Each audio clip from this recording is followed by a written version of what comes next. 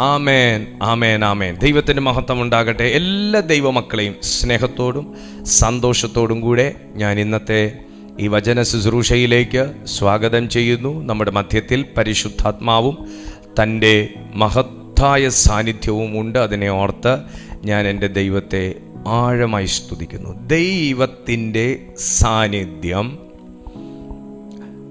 അനുഭവിക്കാൻ കഴിയുക എന്നുള്ളതും അറിയാൻ കഴിയുക എന്നുള്ളതും ഈ ലോകത്തിൽ എന്തൊന്നിനെക്കുറിച്ച് അറിയാൻ കഴിഞ്ഞാലും അനുഭവിക്കാൻ കഴിഞ്ഞാലും സാന്നിധ്യത്തെക്കുറിച്ച്, ദൈവ സാന്നിധ്യത്തെക്കുറിച്ച് അറിയാനും അനുഭവിക്കാനും കഴിയുന്നത്രയും ഭാഗ്യം ഉണ്ടായിരിക്കുകയേയില്ല എന്ന് എനിക്ക് 2 പ്രാവശ്യം ചിന്തിക്കാതെ പറയാൻ കഴിയും. ദൈവത്തിൻ്റെ സാന്നിധ്യത്തിൽ ഒരു മനുഷ്യന്, ഒരു പ്രകൃതിക്ക്, പ്രപഞ്ചത്തിന് വേണ്ടുന്നതായിട്ടുള്ള എല്ലാം സപ്ലൈ ചെയ്യാനുള്ള എഫിഷ്യൻസി ഉണ്ട്. ദൈവത്തിൻ്റെ സാന്നിധ്യത്തിന് ഒരു മനുഷ്യനും പ്രപഞ്ചത്തിനും പ്രകൃതിക്കും തീർന്നില്ല. നക്ഷത്രമണ്ഡലങ്ങളെ എടുത്താൽ, മറ്റ് ഗ്രഹങ്ങളെ എടുത്താൽ,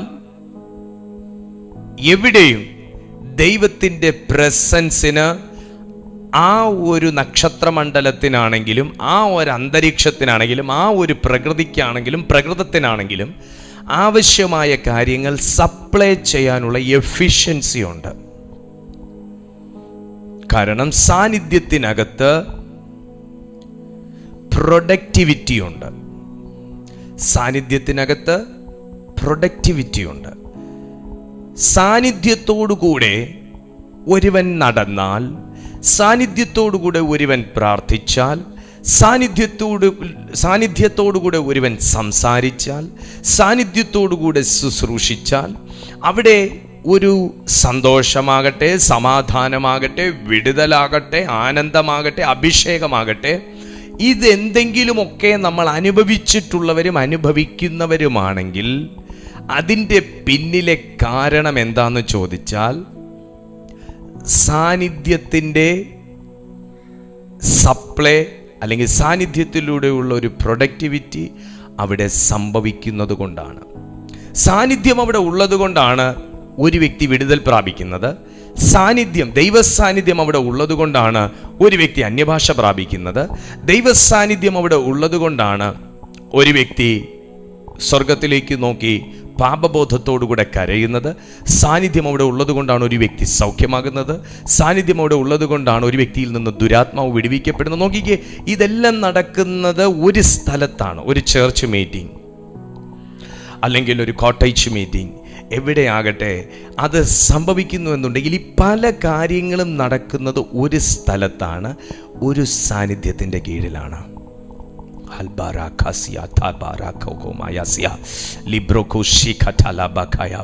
എത്ര ദൈവമക്കൾക്ക് ഞാൻ പറയുന്നതിൻ്റെ ആഴം മനസ്സിലാവുന്നുണ്ട്. അപ്പോൾ ദൈവ സാന്നിധ്യം എവിടെയെങ്കിലും ഉണ്ടെങ്കിൽ ആ സാന്നിധ്യത്തെ അളവില്ലാതെ സ്വീകരിക്കാനുള്ള ഒരു മനോഭാവം, ഒരു മെൻ്റൽ കപ്പാസിറ്റി ഒരു ദൈവ പൈതലിനാണെങ്കിലും, ഒരു ദൈവദാസനാണെങ്കിലും, ഒരു ദൈവദാസിക്കാണെങ്കിലും ഉണ്ടായിരിക്കണം. ദൈവ സാന്നിധ്യം ഇല്ലാതെ, നിങ്ങൾക്ക് എല്ലാവർക്കും അറിയാം, ഞാൻ എപ്പോഴും പറയുന്നതാണ്, ഒരു മീറ്റിംഗ് ഞാൻ ഒരു മെസ്സേജ് പറഞ്ഞു തുടങ്ങത്തില്ല. ഞാൻ എന്തുകൊണ്ടാണ് ഇതിനകത്ത് പ്രാർത്ഥന വർദ്ധിപ്പിക്കുന്നതെന്ന് ചോദിച്ചു കഴിഞ്ഞാൽ സാന്നിധ്യം വർദ്ധിക്കാനാണ്. അല്ല, നമ്മൾ ഏകദേശം എനിക്ക് തോന്നുന്നു 1 മണിക്കൂറോളം തന്നെ, ഒരു മണിക്കൂറിനടുത്ത് നമ്മൾ പ്രയറിന് വേണ്ടി മാത്രം ഇതിനകത്ത് മാറ്റി വെച്ചിട്ടുണ്ട്. 6:30 എന്നുള്ളത് നമ്മൾ 6:10 വൈകുന്നേരത്തെ മീറ്റിംഗ് 6:10 നമ്മൾ തുടങ്ങും. കാരണം അത് അത്രയും കൂടെ പ്രാർത്ഥന കിട്ടാൻ വേണ്ടി തന്നെ, അത്രയും കൂടെ പ്രാർത്ഥന വേണം. അല്ലാതെ ഇവിടെ ഞാനുണ്ടെങ്കിലും, മൈക്കുണ്ടെങ്കിലും, സൗണ്ട് ഉണ്ടെങ്കിലും, സിസ്റ്റം ഉണ്ടെങ്കിലും, ഇൻ്റർനെറ്റ് ഉണ്ടെങ്കിലും ഇവിടെ ഒരു മെസ്സേജ് നടക്കത്തില്ല. സാന്നിധ്യം, എന്നെ ബഹുമാനിക്കുന്ന ഒരു വ്യക്തി ഉണ്ടെന്ന് എനിക്ക് തോന്നിയാലേ എനിക്ക് ബഹുമാനിക്കുന്നവനെ ശുശ്രൂഷിക്കാൻ തോന്നത്തുള്ളൂ. എന്നതുപോലെ തന്നെയാണ് ദൈവവും. ദൈവത്തെയും ദൈവ സാന്നിധ്യത്തെയും റെസ്പെക്റ്റ് ചെയ്യുന്ന ഒരുവനുണ്ടെന്ന് പറഞ്ഞാൽ ഈ വചനം എന്ന് പറയുന്ന ദൈവത്തിൻ്റെതാ അല്ലേ. അപ്പം ഇത് ചുമ്മാ പഠിച്ചു ഇതിൻ്റെ സർട്ടിഫിക്കറ്റ് ഉണ്ടെന്ന് പറഞ്ഞ് നമുക്ക് പ്രസംഗിക്കാൻ പറ്റുമെന്ന് ഞാനും കരുതുന്നില്ല, നിങ്ങളും കരുതത്തില്ല. അപ്പം ഇത് തുറന്ന് എന്തെങ്കിലും ഒന്ന് സംസാരിക്കണമെങ്കിൽ സാന്നിധ്യം വേണം. സാന്നിധ്യം വേണം.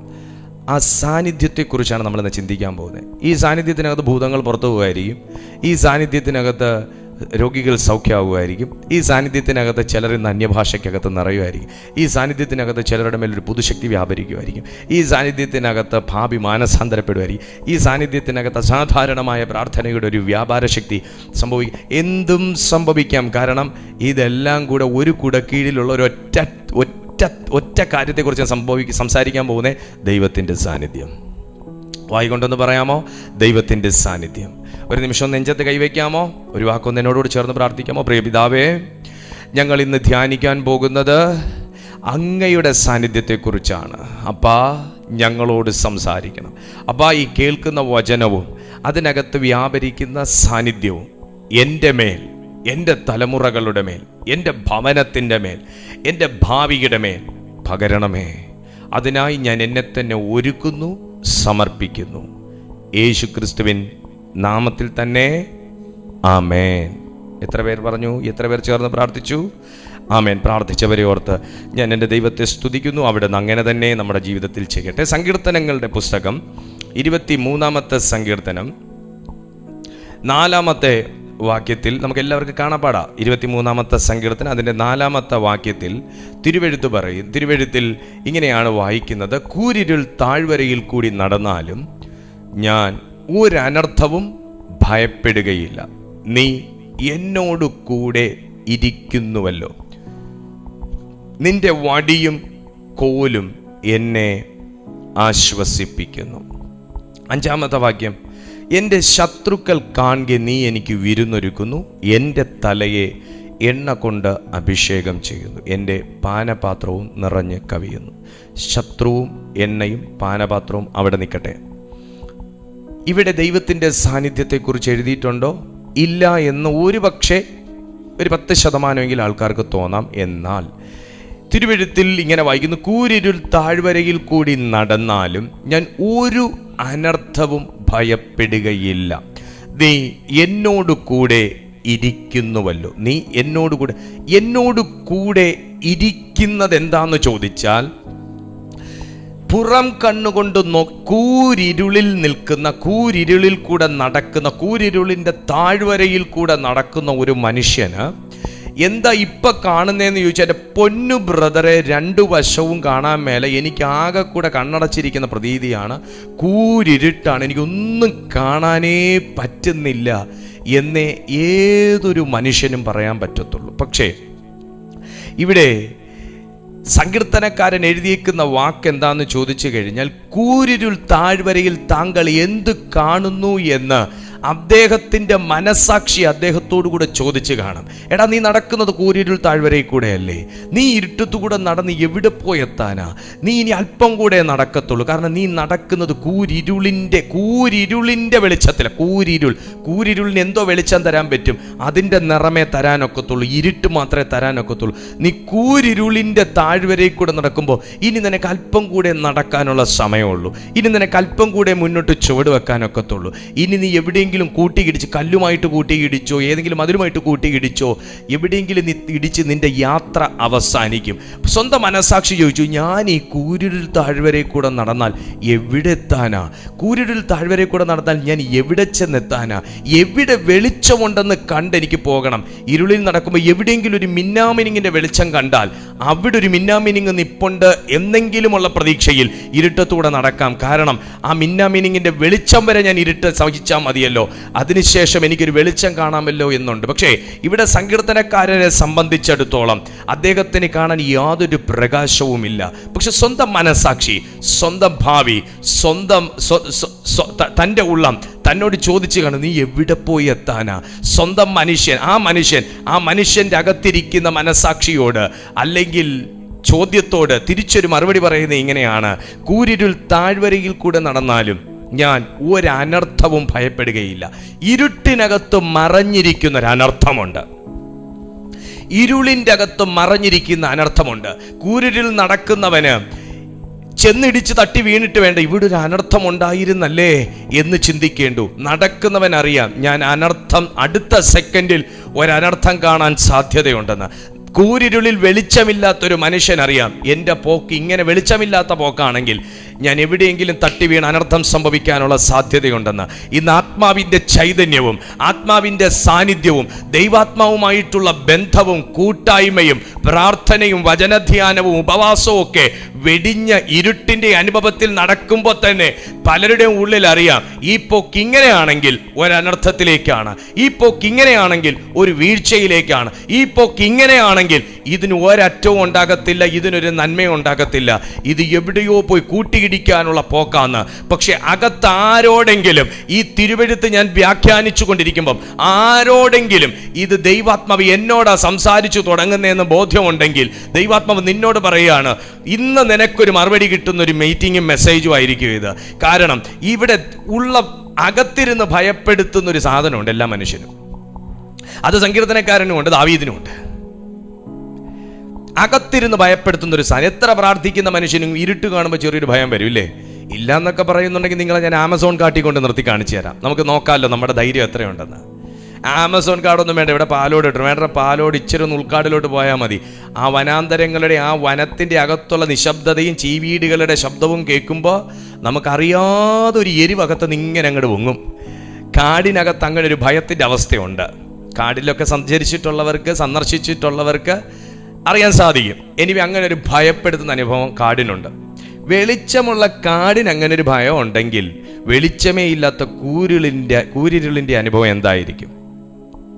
അപ്പോൾ അകത്തിരുന്ന് ഭയപ്പെടുത്തുന്നൊരു സാധനം ചോദിക്കുന്നത് എങ്ങടാ പോണേ, ഇവിടെയെങ്കിലും വെളിച്ചം കാണാനില്ലല്ലോ, ആരോടും വെളിച്ചം ചോദിക്കാനും ഇല്ലല്ലോ, എടാ നീ ഇപ്പം തട്ടി വീഴുവടാ. ഞാനൊരു കാര്യം നിങ്ങളോട് പറയാം, നമ്മുടെ പോക്ക് ശരിയല്ലെങ്കിൽ അകത്തിരുന്ന് നമ്മളോട് സംസാരിക്കുക ഈ പോക്ക് ശരിയല്ല എന്ന്. നമ്മുടെ നോട്ടം ശരിയല്ലെങ്കിൽ അകത്തിരുന്ന് സംസാരിക്കുക ഈ നോട്ടം ശരിയല്ല എന്ന്. നമ്മുടെ ചിന്ത ശരിയല്ലെങ്കിൽ അകത്തിരുന്ന് നമ്മളോട് സംസാരിക്കും ശരിയല്ല. പക്ഷെ ഇവിടെ ഈ മനുഷ്യൻ്റെ ഉള്ളിൽ ഭയം എന്ന് പറയുന്നൊരു വികാരം സംസാരിക്കാൻ ശ്രമിക്കുന്നുണ്ട്. ആ മനുഷ്യനെ തിരിച്ചു ബലപ്പെടുത്തുന്ന ഒരു ആത്മാവ് തൻ്റെ അകത്തുള്ളത് കൊണ്ട് താൻ സ്വയം ആ ഭയത്തോട് കൽപ്പിക്കുകയാണ്, പറയുകയാണ് കൂരിരുൾ താഴ്വരയിൽ കൂടി നടന്നാലും ഞാൻ ഒരനർത്ഥവും ഭയപ്പെടുകയില്ല. ഞാൻ ദൈവാത്മാവിൽ പറയുക, സാന്നിധ്യം എൻ്റെ വീട്ടിലുണ്ടെന്നും ദൈവസാന്നിധ്യം എൻ്റെ കൂടെ ഉണ്ടെന്നും ദൈവ സാന്നിധ്യത്തിൽ തന്നെ ഞാൻ ഈ ഇരുട്ടിൻ്റെ അനുഭവം അനുഭവിക്കുന്നതെന്നും ബോധ്യമുള്ളവർ ഇന്ന് ഈ മീറ്റിങ്ങിലുള്ളത് കൊണ്ട് ഞാൻ അവരോട് ദൈവാത്മാവിൽ പ്രവചിച്ചു പറയുന്നു. തൊട്ട് താഴെ ഒരു വാക്ക് എഴുതിയിട്ടുണ്ട്, നീ എന്നോടുകൂടെ ഇരിക്കുന്നുവല്ലോ. സങ്കീർത്തനക്കാരൻ്റെ ആ ഒരു ബോധ്യം നമുക്കുണ്ടായേ പറ്റൂ. കാരണം സാധാരണ ഇരുട്ടിൻ്റെ അനുഭവം എന്ന് പറയുന്നത് സാത്താൻ്റെ സംഭാവനയാണെന്നാണ്. സാധാരണ കൂരിരുട്ടിൻ്റെ അനുഭവം എന്ന് പറയുന്നത് സാത്താൻ്റെ സംഭാവനയെന്നാണ്. സാധാരണ താഴ്വരയുടെ അനുഭവം എന്ന് പറയുന്നത് സാത്താൻ്റെ സംഭാവനയെന്നാണ്. പക്ഷേ ഒരു വാക്കുകൊണ്ട് അനർത്ഥത്തെ കൽപ്പിച്ചു മാറ്റിയ രീതി മനസ്സിലായോ നിങ്ങൾക്ക്? കാരണം ഇവിടെ പറയുന്നു കൂരിൽ നിൽക്കുന്ന പറയും, ഓ സാത്താൻ എന്നെ ബന്ധിച്ചു, സാത്താൻ എന്നെ പൂട്ടി, സാത്താൻ എൻ്റെ പ്രകാശം അണച്ചു, സാത്താൻ എന്നെ ഇരുട്ടിനകത്താക്കി. പക്ഷേ സാന്നിധ്യമുള്ളവൻ്റെ വാക്കിനകത്തുകൂടെ ദൈവസാന്നിധ്യം വെളിപ്പെടുന്ന പറയുന്നു. ഭൂതം എൻ്റെ കൂടെ ഇരിക്കുന്നുവല്ലോ എന്നല്ല, അനർത്ഥം എൻ്റെ കൂടെ ഇരിക്കുന്നുവല്ലോ എന്നല്ല, കഷ്ടകാലം എന്നെ വിട്ടു പോണില്ലല്ലോ എന്നല്ല, എനിക്കിനി ഒരു പ്രകാശം കാണാൻ പറ്റുമോ എന്നല്ല, എനിക്കിനി ശുശ്രൂഷ ചെയ്യാൻ പറ്റുമോ എന്നല്ല, എനിക്കിനി കയറിപ്പോകാൻ പറ്റുമോ എന്നല്ല, എനിക്കിനി അടുത്ത എക്സാം എഴുതാൻ പോകാൻ പറ്റുമോ എന്നല്ല, എനിക്കിനി ആരോഗ്യം ഉണ്ടാവുമോ എന്നല്ല. ഈ മനുഷ്യൻ പറയുന്നത് ഇങ്ങനെ കൂരിരുളിനകത്ത് നിന്ന് സാന്നിധ്യമുള്ള ഒരു മനുഷ്യൻ ഡിക്ലെയർ ചെയ്യുകയാണ്. ഞാൻ നിങ്ങളോടായി പറഞ്ഞു വരുന്നത്, കൂരിരുളിൻ്റെ അകത്ത് നിന്ന് ദൈവസാന്നിധ്യം അനുഭവിക്കുന്ന ഒരു മനുഷ്യൻ ഡിക്ലെയർ ചെയ്യുകയാണ്. കൂരാങ്കുറ്റി ഇരുട്ടിനകത്ത് സാന്നിധ്യമുള്ള ഒരു മനുഷ്യൻ ഡിക്ലെയർ ചെയ്യുകയാണ്. ദൈവ സാന്നിധ്യം അനുഭവിച്ച എക്സ്പീരിയൻസ് ഉള്ള ഒരു മനുഷ്യൻ കൂരിരുളിന്റെ അനുഭവത്തിൽ ഡിക്ലെയർ ചെയ്യുകയാണ്. ഭൂതത്തിന് മഹത്വം കൊടുക്കുകയല്ല, പറയുകയാണ് ഞാൻ ഒരു അനർത്ഥവും ഭയപ്പെടുകയില്ല, കാരണം നീ എന്നോടുകൂടെ ഇരിക്കുന്നുവല്ലോ. ഇതൊരു ഭയങ്കര ഇൻസൈറ്റ് ആണ്, ഇതൊരു റെവലേഷൻ ആണ്, ഇതൊരു ഐ ഓപ്പണിംഗ് ആണ്. കൂരിരുളിനകത്തിരിക്കുന്ന ഒരു ദൈവം, കൂരിരുളിന്റെ കൂടെ നിൽക്കുന്ന ഒരു ദൈവം, സാന്നിധ്യത്തെ അനുഭവിക്കുന്നവൻ കൂരിരുട്ടിന്റെ അനുഭവത്തിൽ പോയാലും വിട്ടിട്ട് പോകുന്നൊരു ദൈവമല്ല, കൂടെ ഇരിക്കുന്നൊരു ദൈവമാണ്. ദൈവ സാന്നിധ്യത്തിന്റെ പ്രത്യേകത ഇരുട്ടിന്റെ അനുഭവങ്ങളിലും കൂടെ ഇരിക്കും. ദൈവ സാന്നിധ്യത്തിന്റെ പ്രത്യേകത ഒന്നും കാണാൻ മേലാത്ത അനുഭവത്തിലും കൂടെ ഇരിക്കും. അടുത്ത പ്രത്യേകത, ദൈവ സാന്നിധ്യം കൂടെ ഇരുന്നാൽ സാന്നിധ്യം ഇരുട്ടിനെ നീക്കം ചെയ്യും.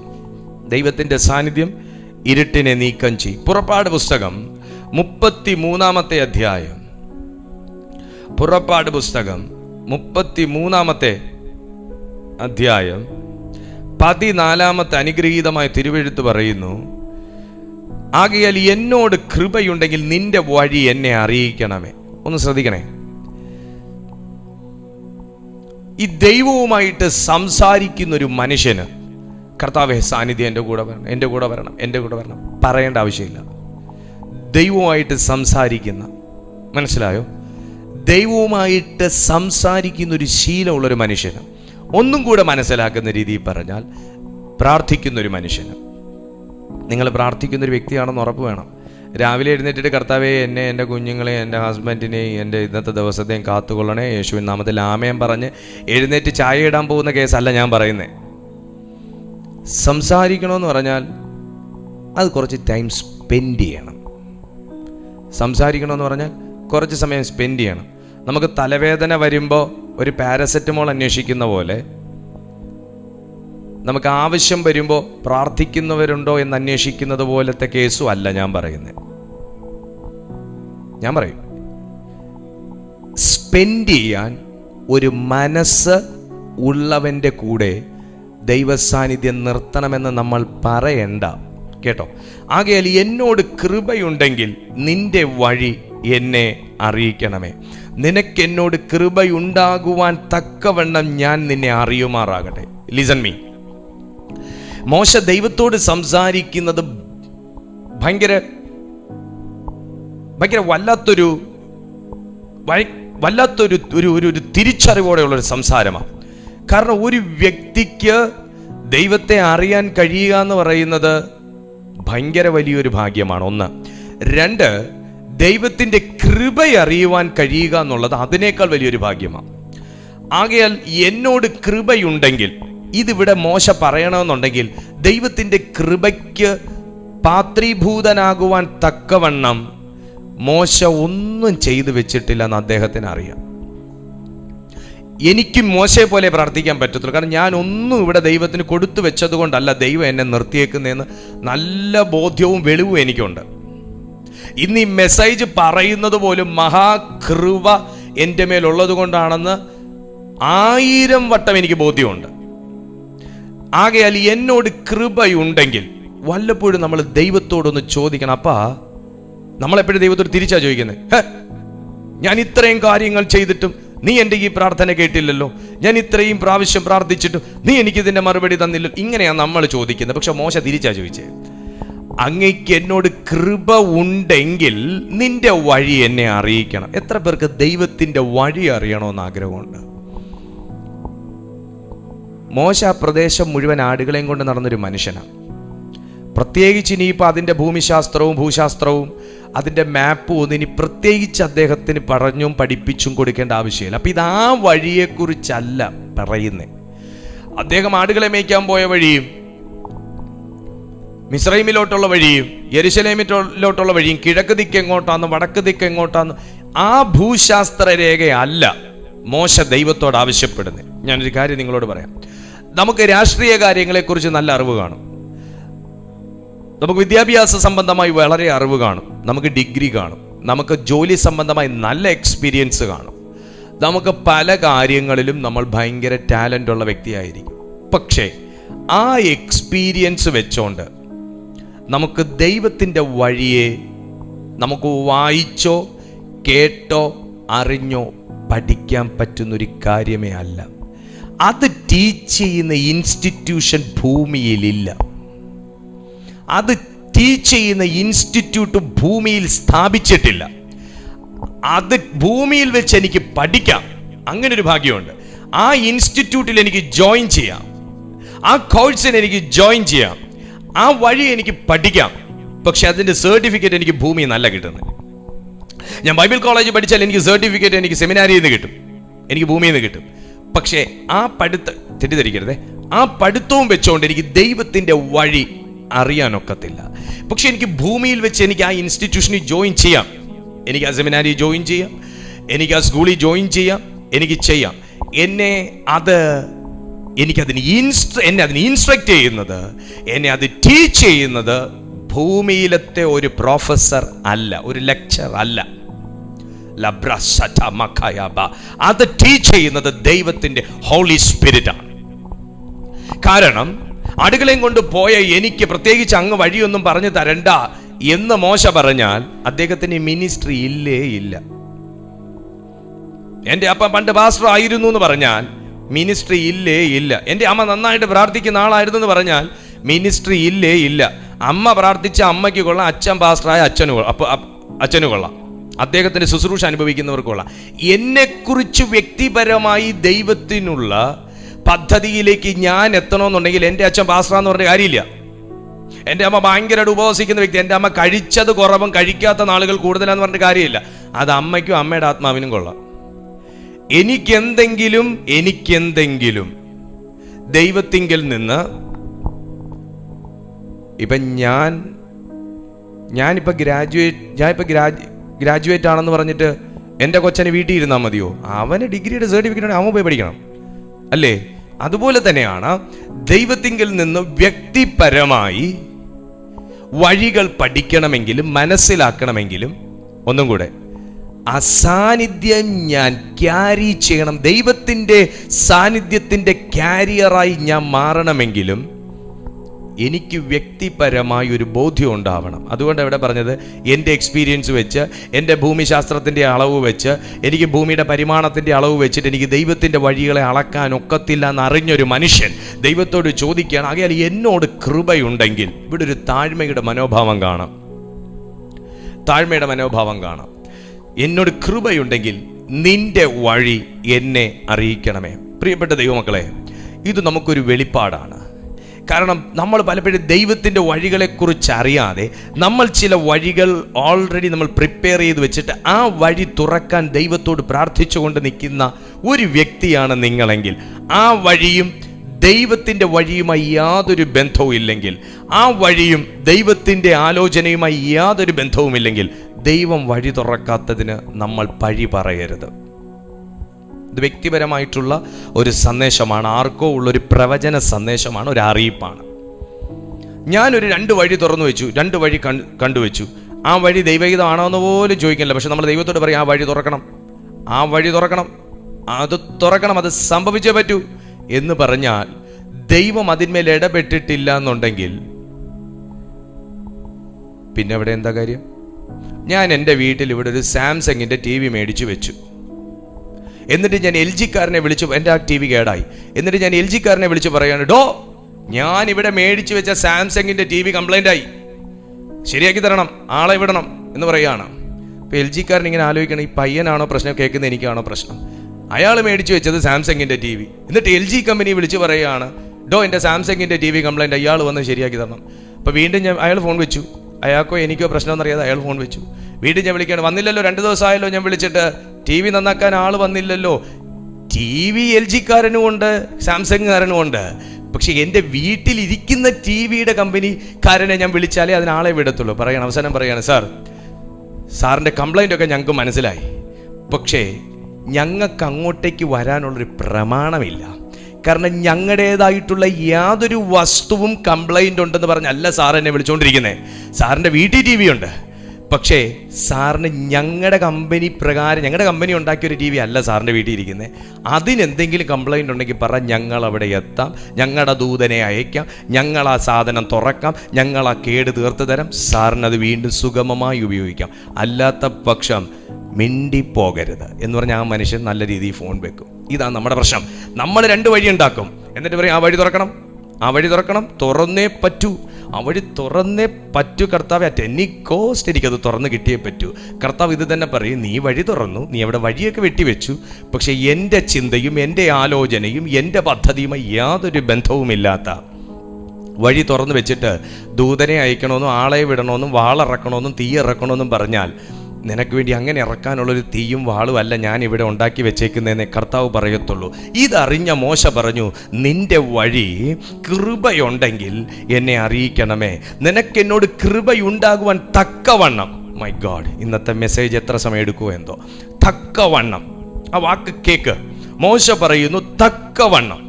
ഏത് കാര്യവും കർത്താവ് അങ്ങനെ ചെയ്യും. ദീപ് പ്രസംഗിക്കുന്നു എന്ന് പറഞ്ഞിട്ട് ഇന്ന് പ്രസംഗിച്ചതിന് തക്കവണ്ണം നാളെയും അതിന് തക്കവണ്ണം മറ്റന്നാളും എന്ന് പറഞ്ഞിട്ട് എനിക്ക് വീട്ടിൽ കിടന്നുറങ്ങാനൊക്കത്തില്ല. ദൈവം പ്രവർത്തിക്കാൻ തക്കവണ്ണമുള്ള ഒരു ഡെഡിക്കേഷൻ എൻ്റെ ലൈഫിൽ ഉണ്ടാകണം. ഇന്ന് പ്രാർത്ഥിച്ചാൽ ഇന്ന് പ്രസംഗിക്കും, നാളെ പ്രാർത്ഥിച്ചാൽ നാളെ പ്രസംഗിക്കും, പ്രവർത്തിക്കും. എന്നാൽ പിന്നെ ഇന്നും ഇന്നലെയും പ്രാർത്ഥിച്ചതല്ലേ, എന്നാൽ പിന്നെ ഇനി ഒരാഴ്ച കഴിഞ്ഞിട്ട് പ്രാർത്ഥിച്ചാൽ മതി എന്ന് പറഞ്ഞ് അതിൻ്റെ പകിട്ടിൽ പ്രസംഗിപ്പിക്കുന്ന ഒരു പരിപാടി ദൈവത്തിനില്ല. നാം തക്കവണ്ണം, നമ്മുടെ പ്രവൃത്തിക്ക് തക്കവണ്ണം പ്രവർത്തിക്കുന്ന ഒരു ദൈവം, പ്രാർത്ഥനയ്ക്ക് തക്കവണ്ണം മറുപടി തരുന്നൊരു ദൈവം, വിശ്വാസത്തിന് തക്കവണ്ണം പ്രവൃത്തി വെളിപ്പെടുത്തുന്ന ഒരു ദൈവം. സുഹൃത്തെ, നിങ്ങളിത് ശ്രദ്ധിക്കുക. തക്കവണ്ണം ചെയ്യുന്നൊരു ദൈവമാണ്. നമ്മൾ വിശ്വസിക്കുന്നുണ്ട്, പക്ഷെ വിശ്വാസത്തിനോ അനുസരിച്ചുള്ളൊരു പ്രവൃത്തി നമ്മുടെ ജീവിതത്തിൽ ഉണ്ടായി വരട്ടെ. മോശ പറയുന്നു, നിനക്ക് എന്നോട് കൃപയുണ്ടാകുവാൻ തക്കവണ്ണം ഞാൻ നിന്നെ അറിയുമാറാകട്ടെ. എടോ, 3-ാമത്തെ അധ്യായത്തിൽ ദൈവത്തിൻ്റെ തേജസ് മുൾപ്പടർപ്പിന്മേൽ കണ്ട് അറിഞ്ഞ് ശബ്ദം കേട്ട് വഴികളെ മനസ്സിലാക്കി ആലോചന കൈക്കൊണ്ട ഒരു മനുഷ്യൻ 33-ാമത്തെ അധ്യായത്തിൽ വന്നിട്ട് പറയുന്ന വാക്ക് നിങ്ങൾ കേൾക്കുന്നു. നമ്മളാണെങ്കിൽ ഏത് ലെവലിൽ പോയേനെ. 3-ാമത്തെ അധ്യായത്തിൽ ദൈവത്തിൻ്റെ ഗ്ലോറി കണ്ടു, പിന്നെ നമ്മളെ ഭൂമി കിട്ടത്തില്ല, പിന്നെ നമ്മളെ ഏറ്റവും വലിയ അഭിഷിക്തൻ എന്നുള്ള രീതിയിൽ നിൽക്കും. പിന്നെ നമുക്ക് സാധാരണക്കാരെ ഒന്നും കാണാനൊക്കത്തില്ല, പിന്നെ നമുക്ക് തല പത്ത. പക്ഷെ 3-ാമത്തെ അധ്യായത്തിൽ ദൈവത്തിൻ്റെ സാന്നിധ്യവും ഗ്ലോറിയും ശബ്ദവും വഴിയും ആലോചനയും കൈക്കൊണ്ട് പ്രാപിച്ചൊരു മനുഷ്യൻ 33-ാമത്തെ അധ്യായത്തിൽ വന്നിട്ട് താഴ്മയോടെ ദൈവസന്നിധിയിൽ സംസാരിക്കുകയാണ്. നിന്റെ വഴികളെ അറിവാൻ തക്കവണ്ണമുള്ള ഒരു കൃപ എനിക്കുണ്ടാകട്ടെ. ഞാൻ ആത്മാവിൽ പ്രവചിച്ചു പറയുന്നു, നിനക്കൊരു കൃപ ഉണ്ടാകണമെങ്കിൽ നീ ദൈവസന്നിധിയിൽ താഴ്മയോടെ ദൈവത്തോട് ചോദിച്ചാൽ മതി. നിനക്കൊരു കൃപയുണ്ടാകണമെങ്കിൽ നീ ദൈവസന്നിധി താഴ്മയോടെ ദൈവത്തോട് ചോദിച്ചാൽ മതി. നിങ്ങൾക്കൊരു വഴി ഉണ്ടാകണമെങ്കിൽ നിങ്ങൾ ദൈവസന്നിധി താഴ്മയോടെ ദൈവത്തോട് ചോദിച്ചാൽ മതി. നിങ്ങൾക്കൊരു വഴി തുറക്കണമെങ്കിൽ നിങ്ങൾ താഴ്മയോടെ ദൈവസന്നിധി ചോദിച്ചാൽ മതി. ഈ ഒരു ഒറ്റ വാക്യത്തിനകത്ത് കിടക്കുന്ന ആഴം എന്ന് പറയുന്നത് ഭയങ്കരമാണ്. ഒന്ന്, ഇവിടെ ദൈവത്തോട് സംസാരിക്കുന്ന ഒരു മനുഷ്യന് ബോധ്യമുണ്ട്, ദൈവം ഇടപെട്ടാൽ ഒരു വഴിയുണ്ടെന്ന്. നിങ്ങൾ കേൾക്ക്, ഒന്നുകൂടെ ഞാൻ വാക്യം വായിക്കാം. ആകയാൽ എന്നോട് കൃപയുണ്ടെങ്കിൽ നിന്റെ വഴി എന്നെ അറിയിക്കണമേ. ദൈവത്തോട് സംസാരിക്കുന്ന മോശയ്ക്കറിയാം, ആരോട് സംസാരിച്ചാലും വഴിയില്ലെങ്കിലും ഞാൻ സംസാരിക്കുന്ന ദൈവത്തിന്റെ ഹൃദയത്തിൽ ഒരു വഴി ഓപ്പണാണ്. ആമേൻ. ഇന്ന് ആരോടെ ദൈവാത്മാവ് പറയുക, എല്ലാ വഴികളും അടഞ്ഞു എന്നും വഴിയൊന്നും ഇനി ഇല്ലെന്നും ഇനി എടുക്കാൻ ഒരു ഡീവിയേഷൻ വേറെ ഇല്ലെന്നും ഇനി ഒരു ബൈ റൂട്ടോ ഒരു ഷോർട്ട് കട്ടോ ബൈപ്പാസോ ഇല്ലെന്നും പറയുന്ന ആരോടെ ദൈവാത്മാവ് പറയുന്നു. ഇതൊരു മനുഷ്യനോട് സംസാരിച്ചാൽ പറയും, അവർ പറഞ്ഞതേ എനിക്കും പറയാനുള്ളൂ. ഇത് നമ്മൾ ആരോടെങ്കിലും പോയി ചോദിച്ചാൽ പറയും, അവര് പറഞ്ഞതേ എനിക്കും പറയാനുള്ളൂ. പക്ഷേ ദൈവത്തോട് ചോദിക്കുന്ന മോശ അവിടെ അഡ്വാൻസ് ആയിട്ട് ഫെയ്ത്തിലിടുന്നൊരു വാക്കുണ്ട്, നിന്റെ വഴി എന്നെ അറിയിക്കണം. ഈ വഴി ഭൂമിയിലുള്ളൊരു വഴിയല്ല, ഈ വഴി ഭൂമിയിലുള്ള മനുഷ്യന് തിരിയുന്നൊരു വഴിയല്ല, ഈ വഴി ദൈവത്തിന്റെ ഹൃദയത്തിനകത്തുള്ളൊരു വഴിയാ. ആ വഴി അടയ്ക്കാൻ ദൈവത്തിനല്ലാതെ ഭൂമിയിലുള്ളൊരു മനുഷ്യനും പറ്റത്തില്ലെന്ന് അറിയാന്നുള്ളൊരു മോശയാ പറയുന്നത്. വഴി എന്നെ പഠിപ്പിക്കണം. ഞാൻ ദൈവാത്മാവിൽ പ്രവചിക്കുന്നു, ഇതുവരെ ഇറങ്ങിയിട്ടില്ലാത്ത ചില ശുശ്രൂഷയിലേക്ക്, ഇതുവരെ ചെയ്തിട്ടില്ലാത്തൊരു ദൈവിക പ്രവൃത്തിയിലേക്ക്, ഇതുവരെ കണ്ടിട്ടില്ലാത്തൊരു പുതുവഴിയെ കാണുവാൻ തക്കവണ്ണം ദൈവം ആരൊക്കെയോ ഈ സന്ദേശത്തിലൂടെ തൊട്ടിറക്കുകയാണ്. ആമേൻ. ഇതൊരു പുതിയ വഴിയാ. സാന്നിധ്യത്തിന്റെ പ്രത്യേകത എന്താന്ന് ചോദിച്ചാൽ, ആ സാന്നിധ്യത്തിനകത്ത് പുതിയൊരു വഴി വരും. സാന്നിധ്യത്തിന്റെ പ്രത്യേകത എന്താന്ന് വെച്ചാൽ, ഒന്ന്, സാന്നിധ്യത്തിനകത്ത് കമ്മ്യൂണിക്കേഷൻ ഉണ്ടാവും. അതാ ഇവിടെ മോശയും ദൈവവും തമ്മിൽ നടക്കുന്നത്. രണ്ട്, സാന്നിധ്യത്തിനകത്തൊരു വഴി. ഡാം ഷുവർ ആണ് ആൻറ്റി, ഡാം ഷുവർ ആണ്. സാന്നിധ്യത്തിനകത്തൊരു വഴി. വഴിയില്ല എന്ന് ആരെങ്കിലും പറഞ്ഞിട്ടുണ്ടെങ്കിൽ ആ വാക്ക് ആദ്യം മറക്ക്, എന്നിട്ട് ഇത് കേക്ക്. വഴി ഉറപ്പാ. മോശ പറഞ്ഞ മോശയുടെ കമ്മ്യൂണിക്കേഷനകത്ത് കിടക്കുന്നുണ്ട് ആ ഒരു ദൂത്. ആകയാൽ എന്നോട് കൃപയുണ്ടെങ്കിൽ നിന്റെ വഴി വഴി വഴി വഴി വഴി എന്നെ അറിയിക്കണമേ. പലരും മാനുഷികമായി തേടിപ്പോയത് കൊണ്ടാണ് ദൈവത്തിൻ്റെ വഴി നീ അറിയാത്തെ. പലരും മനുഷ്യരുടെ പുറകെ തീയ വെടിയ പുകയാന്ന് പറഞ്ഞു പോയത് കൊണ്ടാണ് ദൈവത്തിൻ്റെ വഴി അറിയാത്തെ. പലരും മനുഷ്യനെ ഇംപ്രസ് ചെയ്ത് ജീവിക്കുന്നത് കൊണ്ടാണ് ദൈവത്തിൻ്റെ വഴി അറിയാത്തെ. മനുഷ്യനെ ഇംപ്രസ് ചെയ്യണ്ട, ദൈവത്തിൻ്റെ പ്രസാദം നോക്കിയാൽ മതി. അതാ പറയുന്നത്, നിനക്ക് മോനെ പ്രാർത്ഥിക്കുന്നവന് ദൈവത്തിനെ വഴി തുറന്നു തരാൻ പറ്റൂ. മനസ്സിലായോ? നമുക്കൊരു പരിധി വരെയൊക്കെ നമുക്ക് വഴി വെട്ടിയൊക്കെ പോകാം. ബന്ധങ്ങൾ വെച്ച് വഴി വെട്ടാം, നമ്മുടെ നാക്ക് വെച്ച് നമുക്ക് വഴി വെട്ടാം, നമുക്ക് ആരെങ്കിലുമൊക്കെ ഒന്ന് സുഖിപ്പിച്ച് നമുക്ക് വഴി വെട്ടാം. പക്ഷെ ഒരു പരിധിക്കപ്പുറം പോകാനൊക്കെയല്ല. അപ്പം നമ്മൾ എത്തും മറ്റേ സ്ഥലം. തുടക്കത്തിൽ പറഞ്ഞിട്ട് കൂരിരുൾ താഴ്വര, കൂരിരുൾ, ഒരു ടോർച്ച് ഒരു മിന്നാമിനിങ്ങിനെ കൊണ്ട് നമ്മുടെ നടുവിൽ നിർത്താൻ പോലും മനുഷ്യർക്ക് പറ്റാത്തൊരു ഘട്ടം വരും. വെളിച്ചത്തിന് വേണ്ടി ടോർച്ച് അടിച്ചിരുന്നൊക്കെ വീട്, ഒരു മിന്നാമിനിങ്ങിനെ കൊണ്ട് നമുക്ക് വഴിയിൽ വെളിച്ചം കാണിച്ചു തരാൻ ആളില്ലാത്ത സമയം വരും. അന്നേരം നമ്മൾ ദൈവമേ മുകളിലോട്ട് നോക്കുന്നത്. അതുവരെ നമ്മൾ മനുഷ്യനെ നോക്കും, മനുഷ്യൻ്റെ കൂടെ പോകും, മനുഷ്യനെ സുഖിപ്പിക്കും. മനുഷ്യരെ വെറുക്കണമെന്നല്ല ഞാൻ പറയുന്നതിൻ്റെ അർത്ഥം. പക്ഷേ അബ്ബായിക്ക് കൊടുക്കേണ്ട മഹത്വം, അബ്ബായേക്കാൾ വലിയൊരു അഭിഷിക്തനില്ല, അബ്ബായേക്കാൾ വലിയൊരു തീയില്ല, അബ്ബായേക്കാൾ വലിയൊരു ദൈവമില്ല. അതുകൊണ്ടാണ് പറയുന്നത്, മോശ നിന്റെ വഴി എന്നെ അറിയിക്കണം. എൻ്റെ കേൾക്കുന്ന എന്നെ ആ വീടിൽ നിന്ന് അങ്ങോട്ട് ഇടത്തോട്ടോ വലത്തോട്ടോ നീങ്ങാൻ അനുവദിക്കുന്നില്ലല്ലോ ഈ ദൈവം. ആമേൻ. നിന്റെ വഴി എന്നെ അറിയിക്കണമേ. ശുശ്രൂഷയ്ക്ക് ഇറങ്ങാൻ കാത്തിരിക്കുകയാണോ? ഒരു ദൈവ വേലയ്ക്ക് വേണ്ടി കാത്തിരിക്കുകയാണോ? ഒരു ദൈവ പ്രവൃത്തിക്ക് വേണ്ടി കാത്തിരിക്കുകയാണോ? നിങ്ങൾ ഉറപ്പിക്കുക. നിങ്ങളുടെ മുമ്പിൽ 10,000 വഴി വരും, പക്ഷെ ദൈവഹിതപ്രകാരമുള്ള വഴിയാണോ നിങ്ങൾ ഉറപ്പിക്കുക. എന്നിട്ടേ ഇറങ്ങാവുള്ളൂ. അല്ലേ നീ വീട്ടിൽ ഇരിക്കുക, നീ പ്രാർത്ഥിക്കുക. അല്ലാതെ, കാരണം യേശു കർത്താവിൻ്റെ മുമ്പിൽ ഓപ്പർച്യൂണിറ്റീസ് കൊണ്ടുവച്ചത് ആദ്യം ദൈവമല്ല, സാത്താന അല്ലേ? ഫാസ്റ്റിംഗ് നടത്തിക്കൊണ്ടിരിക്കുന്ന സമയത്ത് യേശു കർത്താവിന് പറയരുതോ, എൻ്റെ പൊന്നു കർത്താവേ 40 ഇരുന്നപ്പോൾ തന്നെ വഴി ഓപ്പൺ ആയല്ല? പറയരുതോ? ഒരു 40 ഡേയ്സ് കഴിഞ്ഞപ്പോൾ തന്നെ വഴി ഓപ്പൺ ആയല്ല, ഇനി ഞാൻ മിന്നും തിളങ്ങും. പക്ഷേ യേശു കർത്താവിന് ഓപ്പൺ ആയത് ആദ്യം വിസ്ഡമാണ്. നീ വാ, എൻ്റെ ഇഷ്ടത്തിന് നീ ചെയ്താൽ ഈ കാണുന്ന എല്ലാം ഞാൻ തരാം, എല്ലാം ഞാൻ തരാം എന്ന് പറഞ്ഞപ്പോൾ, എൻ്റെ പൊന്നു കർത്താവേ ഒരു വഴി തുറക്കാൻ പറഞ്ഞപ്പോൾ ഞാനിപ്പോൾ കോടീശ്വരനായല്ല എന്ന് പറഞ്ഞുകൊണ്ട് യേശു ഇരുന്നെങ്കിലോ? പലർക്കും പറ്റുന്ന അബദ്ധം അത്, മഹാ അബദ്ധം. മനുഷ്യരിൽ നിന്നും വരും ഇതുപോലത്തെ വാക്കുകൾ, മനുഷ്യരിൽ നിന്നും വരും. പക്ഷെ ദൈവം തന്ന ബന്ധം, ദൈവം തുറന്ന വഴി, ദൈവം വയ്ക്കുന്ന സമയം, അത് അല്പം ലേറ്റാണെന്ന് തോന്നിയാലും നീ ആ കാലതാമസത്തിന് വേണ്ടി നീ ഒന്ന് വെയിറ്റ് ചെയ്യുക. പലരും അങ്ങനല്ല പറയുന്നത്. പക്ഷെ ഞാൻ പറയുന്നത്, ആ കാലതാമസത്തിന് വേണ്ടി വെയിറ്റ് ചെയ്യുക. നമ്മൾ കാലതാമസം മാറ്റാനാണ് ശ്രമിക്കുന്നത്, പ്രാർത്ഥിക്കുന്നത് അല്ലേ? ഞാനടക്കമുള്ളവരങ്ങനെ പ്രാർത്ഥിക്കുന്നത്. പക്ഷേ ദൈവം വെക്കുന്ന കാലതാമസത്തിനൊരു ബ്യൂട്ടിയുണ്ട്. എനിക്ക് വ്യക്തമായിട്ട് അറിയാം കേട്ടോ. ഞാനിത് ആരോടും അകത്ത് കയറി സംസാരിച്ചുകൊണ്ടിരിക്കുകയെന്ന് എനിക്ക് നല്ല ബോധ്യമുണ്ട്. നീ കാലതാമസത്തിനകത്തായിരിക്കാൻ നിൽക്കുന്നേ, നിങ്ങളിപ്പോൾ വഴി തുറക്കാത്ത അവസ്ഥയിലായിരിക്കാൻ നിൽക്കുന്നേ, നിങ്ങളിപ്പോൾ ആകെ മൊത്തം വഴി തുറന്നില്ലെങ്കിൽ പ്രശ്നമാകും എന്നുള്ള അവസ്ഥയിലായിരിക്കാൻ നിൽക്കുന്നേ. പക്ഷെ ഞാൻ ദൈവാത്മാവിൽ പ്രവചിച്ചു പറയുന്നു, നീ ദൈവിക വേഗതയ്ക്ക് വേണ്ടി തന്നെയാണ് നമ്മളെല്ലാവരും വെയിറ്റ് ചെയ്യുന്നത്. പക്ഷേ തമ്പുരാൻ വെച്ചേക്കുന്ന കാലതാമസത്തിനകത്തൊരു ദൈവിക വേഗത വെളിപ്പെടും. ആമേൻ. നിനക്കെന്നോട് കൃപയുണ്ടെങ്കിൽ നിന്റെ വഴി, മൈ ഗോഡ്, ഗോഡ്സ് വേ, നിന്റെ വഴി എന്നെ അറിയും. ഇതാര് പറഞ്ഞ് പഠിപ്പിച്ചിട്ടാ മോശ ഇങ്ങനെയുള്ള വാക്കൊക്കെ കയറ്റി സംസാരിക്കുന്നത്? ദൈവത്തിനൊരു വഴി ഉണ്ടെന്നറിയാവുന്നവനായതുകൊണ്ടാ നിന്റെ വഴി എന്ന് പറയുന്നേ. എൻ്റെ മക്കൾക്ക് ദൈവപ്രകാരമുള്ളൊരു വഴി തുറന്നാൽ മതിയെന്ന്, എനിക്ക് ദൈവപ്രകാരമുള്ളൊരു വഴി തുറന്നാൽ മതിയെന്ന്. നിങ്ങൾ കുഞ്ഞിൻ്റെ വിവാഹത്തിനായിരിക്കാം വെയിറ്റ് ചെയ്യുന്നത്, ജോലിക്കായിരിക്കാം വെയിറ്റ് ചെയ്യുന്നത്, വിസയ്ക്കായിരിക്കാം, പാസ്പോർട്ടിനായിരിക്കാം, എല്ലാം. നമ്മളെല്ലാവരും മാനുഷികമാകുന്ന ചില കാര്യങ്ങളിലും കൂടെ നമ്മൾ നോക്കണമല്ലോ. അപ്പം അതിനു വേണ്ടിയൊക്കെ അതൊക്കെ നമ്മുടെ പ്രാർത്ഥന വിഷയങ്ങൾ തന്നെ. പക്ഷെ എനിക്ക് ദൈവപ്രകാരമുള്ളത് മതി.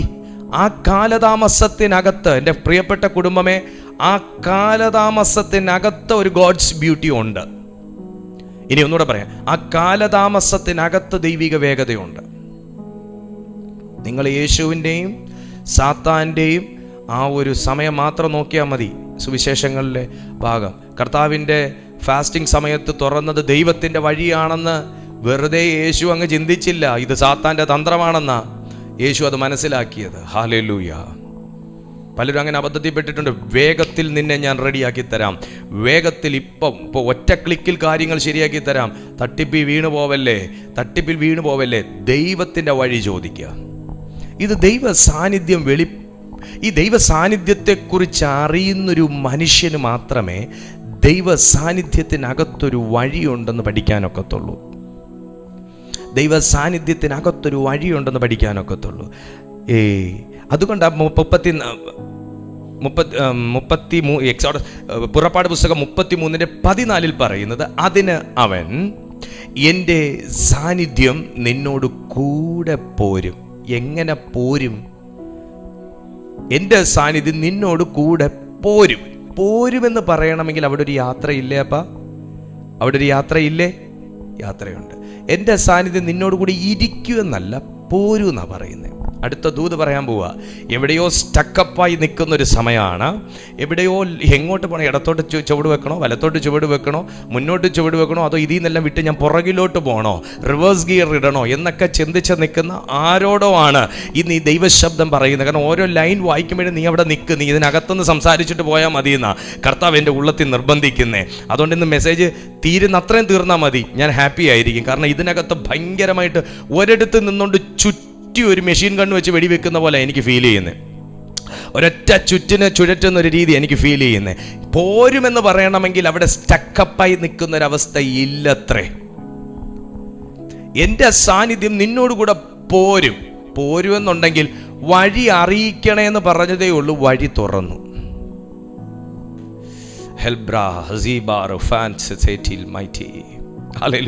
വഴി അറിയിക്കണേന്ന് പറഞ്ഞതേ ഉള്ളൂ, വഴി തുറന്നു. അടുത്തൊരു ദൂത് ഞാൻ പറയുക. വഴി തുറക്കാൻ, ദൈവ സാന്നിധ്യം അറിഞ്ഞിരുന്ന് വഴി തുറക്കാൻ പ്രാർത്ഥിക്കുന്നവൻ അധികം കാലം വഴി തുറക്കണം പ്രാർത്ഥിക്കേണ്ടി വരികയില്ല. അടുത്ത വാക്ക് പറയുന്നത്, എൻ്റെ സാന്നിധ്യം നിന്നോടുകൂടെ പോരും. ഓൾറെഡി അതവിടെ ദൈവത്തിൻ്റെ സാന്നിധ്യവും വഴിയും ചോദിക്കുന്നവൻ്റെ കൂടെ വരാൻ ദൈവം റെഡി ആയിട്ട് നിൽക്കുകയാണ്. ഇവിടെ എൻ്റെ വൈഫ് എവിടെയെങ്കിലും ഞങ്ങൾ പോകാൻ സമയത്ത് ഏറ്റവും കൂടുതൽ ഇറങ്ങാൻ ലേറ്റ് ആവുന്നത് നിങ്ങളുടെ മുമ്പിൽ ഇരിക്കുന്ന ഈ പാവ മനുഷ്യനാണ്. ഞാനെല്ലാം ഇറങ്ങിയിട്ട് ഇങ്ങനെ ഒന്ന് ആലോചിക്കും. പേഴ്സ് എടുത്തോ, മൊബൈൽ എടുത്തോ, വാച്ച് എടുത്തോ, സ്പെക്സ് എടുത്തോ, എല്ലാം ഇങ്ങനെ ആലോചിക്കും. വൈഫ് പറയും, ഇവിടെ സ്ത്രീകൾക്ക് ഇറങ്ങുന്നതിനേക്കാൾ താമസമാണ് പുരുഷന്മാർക്ക് ഇറങ്ങുന്നത് എന്ന് അവൾ ഇടയ്ക്കിടയ്ക്ക് പറയാറുണ്ട്. പക്ഷേ ഇന്ന് വരെ എൻ്റെ ആ താമസം മാറിയിട്ടുമില്ല. പക്ഷേ ഈ പറയുന്ന പോലെ എൻ്റെ ഭാര്യയുടെ കൂടെ പോകാൻ ഞാൻ ഇറങ്ങുന്ന അത്ര താമസം കർത്താവിനോട് പറഞ്ഞാൽ ഇറങ്ങാനില്ലെന്നാണ് ഞാൻ പറഞ്ഞതിൻ്റെ അർത്ഥം. എങ്ങനെ കാര്യം പിടിയിട്ടില്ലേ? ഞാൻ ഇവിടെ നിന്ന് ഇറങ്ങാൻ ഒരു ഷർട്ടും പാൻറ്റും എടുത്തിട്ടാൽ മതിയെങ്കിലും ഞാൻ സത്യം പറഞ്ഞാൽ ഒരു സാരി എടുത്ത് കൊടുക്കുന്ന അതിനപ്പുറേക്കാൾ സമയം വേണം എനിക്ക് ഇറങ്ങാൻ. ഹല്ലേലൂയ. നിങ്ങൾ ആരോടും പറയുമൊന്നും വേണ്ട. പക്ഷെ ഒരു കാര്യം, ഞാൻ ഇറങ്ങാൻ അത്രയും താമസമുണ്ട് നമ്മൾ പരാതി പറയുക. പക്ഷെ ദൈവത്തോടാണ് ഇറങ്ങാൻ പറയുന്നതെന്നുണ്ടെങ്കിൽ, അത് ദൈവത്തിൻ്റെ വഴി അറിഞ്ഞ് ദൈവത്തിൻ്റെ സാന്നിധ്യം ചോദിച്ച് ദൈവമാണ് ഒരു വഴി തുറക്കാനും ഇറങ്ങാനും പറയുന്നവനെന്നുണ്ടെങ്കിൽ ഞാൻ ഇറങ്ങുന്ന താമസം ദൈവം ഇറങ്ങാനില്ലെന്നാണ് ഞാൻ പറഞ്ഞു വന്നതിൻ്റെ അർത്ഥം. അതുകൊണ്ട് ഇവിടെ പറയാം, നിന്റെ വഴി എന്നെ അറിയിക്കണമേ എന്ന് പറഞ്ഞതും അടുത്ത 14-ാമത്തെ വാക്യത്തിൽ വഴിയും ഓപ്പണായി, പോകാനുള്ള വാഹനം ഓപ്പണായി. എങ്ങനെ മോശ പോണേ? ദൈവത്തിന്റെ സാന്നിധ്യത്തിലാ പോണേ. ഞാൻ ആത്മാവിൽ പ്രവചിച്ചു പറയുന്നു, ദൈവത്തോട് പ്രാർത്ഥിച്ചു കൊണ്ടിരിക്കുന്ന ആരുടെയോ ജീവിതത്തിൽ നീ പോകുന്നത് ഫ്ലൈറ്റിലായിരിക്കാം, കാറിലായിരിക്കാം, ട്രെയിനിലായിരിക്കാം, ബസ്സിലായിരിക്കാം, സൈക്കിളിലായിരിക്കാം. പക്ഷേ ദൈവ സാന്നിധ്യം ചോദിച്ചു പോകുന്ന ഒരു മനുഷ്യൻ ഭൂമി പ്രകാരമുള്ള ഭൂമിയിലെ ഏതു വാഹനത്തിൽ അവൻ സഞ്ചരിച്ചാലും അവൻ സഞ്ചരിക്കുന്ന ഒരു സ്വർഗീയ വാഹനത്തിന്റെ അകത്താണ്. ആ വാഹനത്തിന്റെ പേരാണ് ദൈവ സാന്നിധ്യം. God's presence. ഹുഡബ ശംദൽ ഖമാനി. ഹല്ലേലൂയ. ഇപ്പൊ മോശ പോകുന്നത് കുതിരയിലായിരിക്കാം, കഴുതയിലായിരിക്കാം, രഥത്തിലായിരിക്കാം, അതെങ്ങനെയോ ആട്ടെ, നടന്നു ആയിരിക്കാം, എങ്ങനെയോ ആട്ടെ.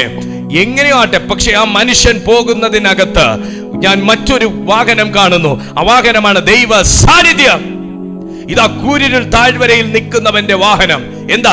ദൈവ സാന്നിധ്യം. അതുകൊണ്ട് പറഞ്ഞ ഒരനർത്ഥവും ആദ്യം ദൈവ സാന്നിധ്യത്തെ ഡീൽ ചെയ്യണം. ആ സാന്നിധ്യം കീഴ്പ്പെടുത്തിയാലേ അകത്തു നിൽക്കുന്ന എന്നെ കീഴ്പ്പെടുത്താൻ പറ്റത്തുള്ളൂ. ദൈവ സാന്നിധ്യത്തിന്റെ പ്രത്യേകതയാണത്. ആമേൻ, ഹല്ലേലൂയ. ഞാൻ പറഞ്ഞതിൽ ആഴം മനസ്സിലായില്ലേ? ആ ദൈവ സാന്നിധ്യത്തിന്റെ ഒരു പ്രത്യേകതയാണ്. സങ്കീർത്തന പുസ്തകം 16 ഒന്ന് വേഗം വന്ന് ഞാൻ ദൂരെ വായിച്ചിട്ട് നിർത്താം. കുറച്ചുകൂടെ സംസാരിക്കണമെന്നുണ്ടായിരുന്നു, പക്ഷെ നിർത്താം. സങ്കീർത്തന പുസ്തകം 16 അധ്യായം അതിന്റെ 11 വാക്യത്തിൽ നോക്കിക്കേ. ദൈവത്തിന്റെ സാന്നിധ്യം നമ്മൾ പുറപ്പാട് പുസ്തകത്തിൽ സ്വസ്ഥത നൽകുന്ന ഒരു സാന്നിധ്യമാണെന്ന് നമ്മൾ ചിന്തിച്ചു. സ്വസ്ഥത നൽകുന്ന സാന്നിധ്യം. ഇനി സങ്കീർത്തന പുസ്തകം 16 സങ്കീർത്തനം അതിന്റെ 11 വാക്യം വായിക്കുമ്പോൾ, ജീവന്റെ വഴി നീ എനിക്ക് കാണിച്ചു തരും, നിന്റെ സന്നിധിയിൽ സന്തോഷ പരിപൂർണതയും നിന്റെ വലത്തു ഭാഗത്ത് എന്നും പ്രമോദങ്ങളുണ്ട്. സന്തോഷം നൽകുന്ന ദൈവത്തിന്റെ സാന്നിധ്യം. ഇതുകൊണ്ടാണ് സങ്കീർത്തനക്കാരൻ 23 സങ്കീർത്തനത്തിൽ കൂരിരുൾ താഴ്വരയുടെ സങ്കടം നിറഞ്ഞ അനുഭവത്തിൽ അങ്ങ് എൻ്റെ കൂടെ ഇരിക്കുന്നുവല്ലോ എന്ന് ആശ്വസിച്ചത്. കാരണം ദൈവസാന്നിധ്യം ഉള്ളിടത്ത് സന്തോഷമുണ്ടെന്നും ദൈവസാന്നിധ്യം ഉള്ളിടത്ത് അനർത്ഥം തൊടത്തില്ലെന്നും ആ മനുഷ്യനറിയാം. രണ്ടാമത് പുറപ്പാട് പുസ്തകം 13 അധ്യായം നമ്മൾ പഠിച്ചപ്പോൾ മോശെ ദൈവത്തോട് പറഞ്ഞത്, കൃപയുണ്ടെങ്കിൽ ആ വഴി എനിക്ക് കാണിച്ചു തന്നെ. ആ വഴിയിൽ സുരക്ഷിതത്വവും സ്വസ്ഥതയും സമാധാനവും ഉണ്ടെന്ന് ആ മനുഷ്യനറിയാം. ഇവിടെ 16 സങ്കീർത്തനത്തിൽ വരുമ്പോൾ ജീവന്റെ വഴി നീ എനിക്ക് കാണിച്ചു തരും. ആ വഴിയുടെ പ്രത്യേകത പറയുക, നിന്റെ സന്നിധിയിൽ. സന്നിധി എന്താ? സാന്നിധ്യമുള്ള സ്ഥലമാണ് സന്നിധി. സാന്നിധ്യമുള്ള സ്ഥലമാണ് സന്നിധി. സന്നിധിയിൽ സന്തോഷ പരിപൂർണതയും നിന്റെ വലത്തു ഭാഗത്ത് എന്നും പ്രമോദങ്ങൾ. ഒന്ന് ശ്രദ്ധിച്ച് കേൾക്കണേ. എന്നും പ്രശ്നങ്ങളല്ല, എന്നും വഴക്കല്ല, എന്നും കുറ്റപ്പെടുത്തലല്ല, എന്നും ദാരിദ്ര്യമല്ല, എന്നും കടഭാരവും ഭീഷണിയല്ല. ദൈവവചനം പറയുന്നു, നിന്റെ സന്നിധിയിൽ സന്തോഷ പരിപൂർണതയും നിന്റെ വലത്തു ഭാഗത്ത് എന്നും പ്രമോദങ്ങളുമുണ്ട്. സന്തോഷം നൽകുന്ന ദൈവ സാന്നിധ്യം. ഞാൻ ആത്മാവിൽ എനിക്കത് ഫീൽ ചെയ്യുന്നുണ്ട്. നമ്മൾ നിൽക്കുന്ന ഇടത്ത് ഈ വചനം ആക്ടിവേറ്റ് ആകുകയാണ്.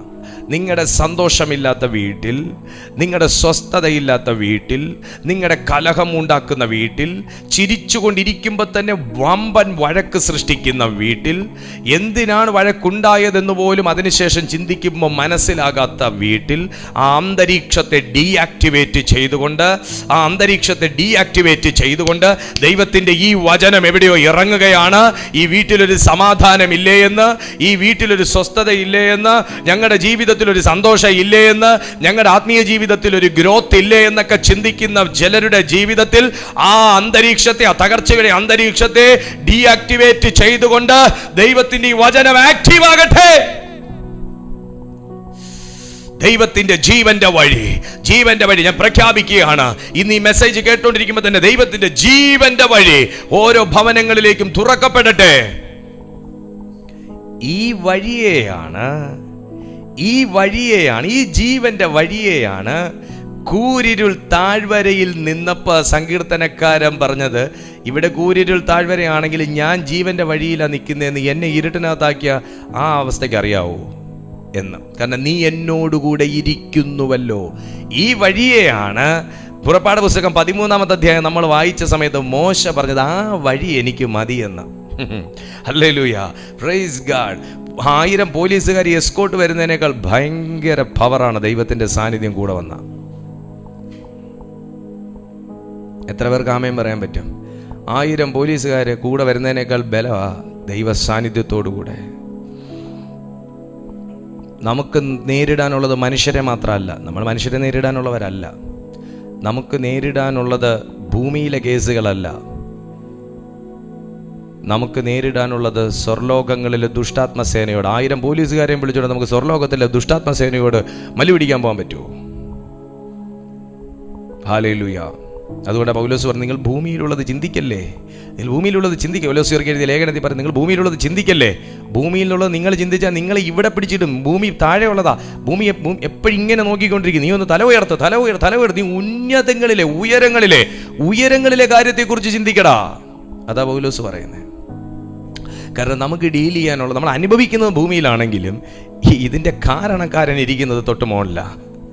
അതിനെ ഡീൽ ചെയ്യണമെങ്കിൽ നമ്മൾ 1000 പോലീസുകാരുടെ ബന്ധം ഉണ്ടായ പോരാ. അത് ഡീൽ ചെയ്യണമെങ്കിൽ ജീവന്റെ വഴിയിൽ സഞ്ചരിക്കുന്നവനായിരിക്കണം. പലതും കീഴ്പ്പെടാത്തതിൻ്റെ കാര്യം മനസ്സിലായോ? പല പ്രശ്നങ്ങളെയും ഡീൽ ചെയ്ത് ജയിക്കാൻ പറ്റാത്തതിൻ്റെ കാരണം മനസ്സിലായോ? പലതും നമുക്ക് എന്നേ നമ്മുടെ അണ്ടർ ദ ഫീറ്റ് ആകേണ്ടത്. എന്തുകൊണ്ടാണ് നമ്മുടെ തലയ്ക്ക് മുകളിൽ അത് കയറാൻ വരുന്നതെന്ന് മനസ്സിലായോ? നീ ജീവന്റെ വഴിയിൽ നിന്നുകൊണ്ട് ഡിമാൻഡ് ചെയ്താൽ, ജീവന്റെ വഴിയിൽ നിന്നുകൊണ്ട് കൽപ്പിച്ചാൽ, യേശുവിൻ്റെ നാമത്തിൽ നിന്റെ ഫീറ്റിന് കീഴിലാകാത്തത് ആയിരിക്കും.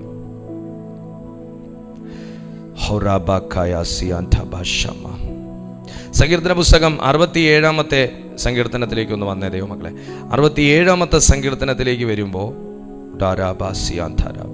67-ാമത്തെ സങ്കീർത്തനം അതിൻ്റെ 1-ാമത്തെ വാക്യം പറയുന്നു, ദൈവം നമ്മോട് കൃപ ചെയ്ത് നമ്മെ അനുഗ്രഹിക്കുമാറാകട്ടെ. അവൻ തൻ്റെ മുഖത്തെ നമ്മുടെ മേൽ പ്രകാശിപ്പിക്കുമാറാകട്ടെ.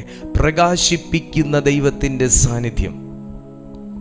യെശയ്യാവിൻ്റെ പ്രവചന പുസ്തകത്തിൽ പറയുന്നത്, യേശു കർത്താവ് നമ്മുടെ ലൈഫിലേക്ക് എൻ്റർ ആയത് തന്നെ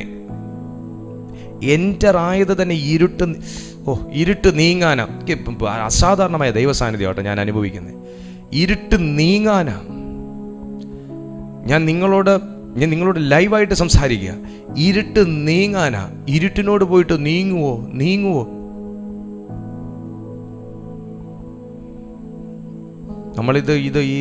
ഇതൊന്നും ഓപ്പണായി കിട്ടിയേ പറ്റത്തുള്ളൂ. ഞാൻ നിൽക്കുന്നിട ഇരുട്ടായിരിക്കാം. എനിക്കിപ്പോൾ ആ യാഥാർത്ഥ്യത്തെ അല്ലെങ്കിൽ ആ ഒരു റിയാലിറ്റിയെ എനിക്ക് ഉൾക്കൊണ്ടേ പറ്റും. ഞാൻ നിൽക്കുന്ന ഇരുട്ടായിരിക്കാം. പക്ഷെ എനിക്ക് കമ്മ്യൂണിക്കേറ്റ് ചെയ്യേണ്ടത് ഇരുട്ടുമായിട്ടല്ല. മനസ്സിലായി ഞാൻ എന്താ സംസാരിക്കുന്നതെന്ന്? കൂരിരുൾ താഴ്വരയിൽ നിന്ന ഒരു മനുഷ്യൻ, എനിക്ക് ഒരു വേർഡ് ചൂണ്ടിക്കാണിക്കാവോ? ആ സങ്കീർത്തനം എഴുതിയ ആ മനുഷ്യൻ, പല സങ്കീർത്തനങ്ങൾ ചമച്ച ദാവീദ്, ആ സാഹചര്യത്തോടോ ഇരുട്ടിനോടോ ഒരു വാക്കുകൊണ്ടെങ്കിലും കമ്മ്യൂണിക്കേറ്റ് ചെയ്തതായിട്ട് നിങ്ങൾക്ക് കാണിച്ചു തരാമോ? ഇവിടെ ഞാനാണെങ്കിലും നിങ്ങളാണെങ്കിലും ഇരുട്ടുമായിട്ട് കമ്മ്യൂണിക്കേറ്റ് ചെയ്യേണ്ട ആൾക്കാരല്ല. അതിൻ്റെ ആവശ്യമില്ല. ഇനിയിപ്പോൾ കമ്മ്യൂണിക്കേറ്റ് ചെയ്തിട്ട് കാര്യവുമില്ല. പക്ഷെ അതിൻ്റെ മധ്യത്തിലും ആ മനുഷ്യൻ, സങ്കീർത്തന പുസ്തകം 23:4 പറയുന്നത് എന്താണെന്ന് ചോദിച്ചാൽ, ഒരനർത്ഥവും എനിക്ക് ഭവിക്കത്തില്ല. ജസ്റ്റ് ഓപ്പോസിറ്റ് ആയിട്ടാണ് സംസാരിക്കുന്നത്. കൂരിരുട്ട് അതെന്നെ എവിടെയെങ്കിലും തള്ളിയിടാനുള്ള, എനിക്ക് കാഴ്ച തരാതിരിക്കുന്ന സാധനമാണ് ഇരുട്ട്. അപ്പോൾ ആ ഇരുട്ടിൻ്റെ ഉദ്ദേശം എന്താ? ഇവൻ ഇരുട്ടിൽ കൂടെ നടക്കണം, ഇവൻ എവിടെയെങ്കിലും പോയി തട്ടിയടിച്ച് വീഴണം, ഇവൻ്റെ കാര്യം തീരണം. ഞാൻ ജസ്റ്റ് ഞാൻ തട്ടി വീഴുമോ എന്തോ നോക്കി നടന്നാൽ ഞാൻ വീണിരിക്കും, ഒരു സംശയവും വേണ്ട. ആരും പിടിച്ച് തള്ളുവൊന്നും വേണ്ട, ഞാൻ തന്നെ വീഴും. പക്ഷെ ജസ്റ്റ് ഓപ്പോസിറ്റ് ആയിട്ട് ആ സാഹചര്യത്തിനകത്ത്, ആ ഇരുട്ടിനകത്ത് എന്ന് പറയുന്നു, ഒരനർത്ഥവും എനിക്ക് ഭാവിക്കത്തില്ല. നിന്റെ സാന്നിധ്യം എന്നോടുകൂടി ഇരിക്കുന്നുവല്ലോ, നിന്റെ വടിയും കോലും എന്നെ ആശ്വസിപ്പിക്കും. ഇരുട്ട് അയ്യേന്നും പറഞ്ഞ് വായും പൊത്തിപ്പോവും. നമ്മൾ പലരും ഇപ്പം ഇത് റിയലാ. ഇപ്പം സങ്കീർത്തനക്കാരൻ കൂരിരുട്ടി നിൽക്കുന്ന സമയത്ത്, അയ്യോ ഞാൻ വലിയ ഹൈമാസ് ലൈറ്റിന്റെ കീഴിലാണ് നിൽക്കുന്നതെന്ന് പറയാനൊക്കോ? ആ മനുഷ്യൻ നിൽക്കുന്നത് കൂരിരുട്ടിന്റെ കീഴിലല്ലേ? കൂരിരുട്ടിന്റെ കീഴിൽ, അത് റിയാലിറ്റി ആ മനുഷ്യൻ ഉൾക്കൊണ്ടിട്ട് പറയാണ്. പക്ഷെ ആ റിയാലിറ്റി ഭൂമിയിലത്തെ റിയാലിറ്റിയാണ്. എന്നാൽ ആക്ച്വലി റിയൽ അതല്ല. ദൈവത്തിൻ്റെ സാന്നിധ്യമാണ് എൻ്റെ പ്രകാശം. ഭൂമിയിൽ സൂര്യൻ തരുമ്പോഴല്ല ഞാൻ പ്രകാശം കാണുന്നത്, ദൈവത്തിൻ്റെ സാന്നിധ്യമാണ് എൻ്റെ പ്രകാശം. അതുകൊണ്ടൊരു അനർത്ഥം എനിക്ക് ഭവിക്കത്തില്ല. കൂടാതെ ദൈവത്തിൻ്റെ സാന്നിധ്യം എൻ്റെ കൂടി ഇരിക്കുന്നു. തൻ്റെ വടിയും കോലും എന്നെ ആശ്വസിപ്പിക്കും.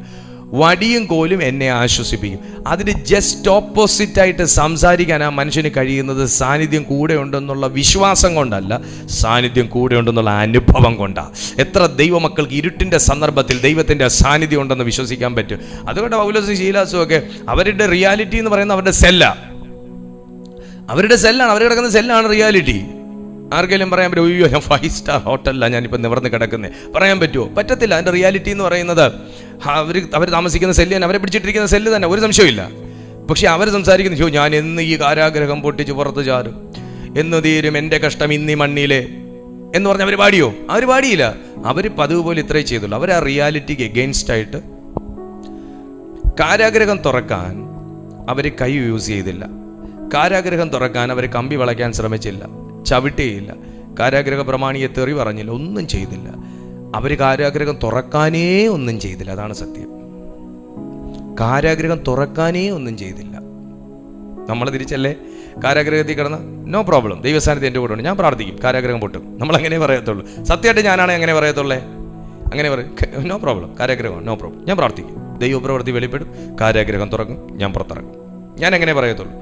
പക്ഷേ അത്ഭുതമെന്ന് പറയട്ടെ, അവരതിനു വേണ്ടി പ്രാർത്ഥിച്ചേയില്ല. അവർ പതിവ് പണി ചെയ്തു, മുട്ടുകുത്തി ദൈവത്തിന് സ്തോത്രം ചെയ്തു. എന്നെ ഒന്ന് ശ്രദ്ധിച്ച് കേട്ടോ. നിങ്ങൾ ചില കാരാഗ്രഹത്തിൻ്റെ അനുഭവത്തിൽ കിടക്കുമ്പോൾ ആ കാരാഗ്രഹം തുറക്കാൻ വേണ്ടി പ്രാർത്ഥിക്കുകയേ വേണ്ട. മുട്ടുകുത്തി സ്തോത്രം ചെയ്ത സ്തോത്രത്തിനകത്തൊരു ഡുനാമിസ് പവറുണ്ട്. അത് താനേ തുറപ്പിച്ചോളും, താനേ അടിത്തറ ഇളക്കിക്കോളും. ആരുടെ അടിത്തറ ഇളകാനും പ്രാർത്ഥിക്കേണ്ട, ഒരു ഭൂതത്തിൻ്റെ അടിത്തറ ഇളകാനും പ്രാർത്ഥിക്കേണ്ട, ഒരു കാരാഗ്രഹത്തിൻ്റെ അടിത്തറ ഇളകാനും പ്രാർത്ഥിക്കേണ്ട. ഇവരും അങ്ങനെ ചെയ്തോളൂ. അവർ മുട്ടുകുത്തി ദൈവത്തിന് സ്തോത്രം ചെയ്തു, പാടി സ്തുതിച്ച് ദൈവത്തിന് സ്തോത്രം ചെയ്തു. സ്തോത്രത്തിനകത്ത് വ്യാപരിക്കുന്ന, ഇതുവരെയും നമുക്ക് വിവരിച്ചു തീർക്കാൻ കഴിഞ്ഞിട്ടില്ലാത്ത ദൈവശക്തി അവരുടെ അടിസ്ഥാനങ്ങളെ ഇളക്കിയെന്നും കാരാഗ്രഹം തുറന്നു എന്നും മാത്രമേ പറഞ്ഞുള്ളൂ. കാരാഗ്രഹം തുറക്കുന്നൊരു പ്രാർത്ഥന എന്ന് പറഞ്ഞ് ബൈബിളിൽ നമുക്ക് കാണാനൊക്കത്തില്ല. അവർ പ്രാർത്ഥിച്ചപ്പോൾ കാരാഗ്രഹം തുറന്നു കാണും, അവർ പ്രാർത്ഥിച്ചപ്പോൾ അടിസ്ഥാനം ഇളകി കാണും. ഇതെല്ലാം പ്രാർത്ഥിക്കാൻ വേണ്ടി ദൈവം നമ്മുടെ മേൽ ഇട്ട് തന്നേക്കുന്ന പ്രാർത്ഥനയ്ക്കകത്തുള്ള ചില റിവാർഡുകളാണ്. അത് ആ പ്രാർത്ഥനയുടെ സ്വഭാവമാണ്, അത് അഭിഷേകത്തിന്റെ സ്വഭാവമാണ്, അത് ദൈവശക്തിയുടെ സ്വഭാവമാണ്. ആ ദൈവശക്തിയുടെ സ്വഭാവം എൻ്റെ പ്രാർത്ഥനയിൽ വെളിപ്പെടുക മാത്രമേ വേണ്ടൂ. കാരാഗ്രഹം തുറക്കാൻ ഞങ്ങൾ പ്രാർത്ഥിക്കുകയില്ല, അടിസ്ഥാനം ഇളകാൻ ഞങ്ങൾ പ്രാർത്ഥിക്കുകയില്ല. പക്ഷെ ഞങ്ങൾ പ്രാർത്ഥിച്ചാൽ കാരാഗ്രഹം തുറന്നിരിക്കും, ഞങ്ങൾ പ്രാർത്ഥിച്ചാൽ അടിസ്ഥാനം ഇളകിയിരിക്കും. ഇത് പറഞ്ഞുകൊണ്ടിരിക്കുമ്പോൾ തന്നെ പ്രാർത്ഥനയുടെ ഒരു വലിയ അഭിഷേകം, ഞാൻ നിങ്ങൾക്കായി പ്രാർത്ഥിക്കാൻ പോവാ. വിശ്വസിക്കുന്നവന്റെ മേൽ ദൈവിക അഭിഷേകം വ്യാപരിച്ചിരിക്കും. വിശ്വസിക്കുന്നവന്റെ ജീവിതത്തിൽ അത് സംഭവിച്ചിരിക്കും. ഇന്ന് ഇതിനകത്ത് ഫാസ്റ്റിംഗ് പ്രയർ വെക്കുന്നുണ്ടെങ്കിൽ അത് പ്രാർത്ഥിക്കാൻ വേണ്ടി മാത്രമാണ്. പ്രാർത്ഥനയിൽ ഭൂതങ്ങൾ പോയി എന്നിരിക്കും, പ്രാർത്ഥനയിൽ സൗഖ്യമായി എന്നിരിക്കും, പ്രാർത്ഥനയിൽ വഴി തുറന്നെന്നിരിക്കും, പ്രാർത്ഥനയിൽ കാരാഗ്രഹം തുറന്നെന്നിരിക്കും, പ്രാർത്ഥനയിൽ അടിസ്ഥാനങ്ങൾ ഇളകിയെന്നിരിക്കും. അത് പ്രാർത്ഥനയുടെ സ്വഭാവമാണ്, അത് അഭിഷേകത്തിന്റെ സ്വഭാവമാണ്, അത് ദൈവിക സ്വഭാവമാണ്.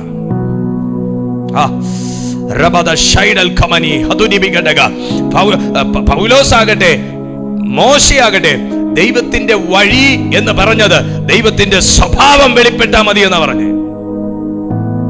ദൈവം തുറക്കുന്ന വഴി ദൈവത്തിന്റെ സ്വഭാവമാണ്.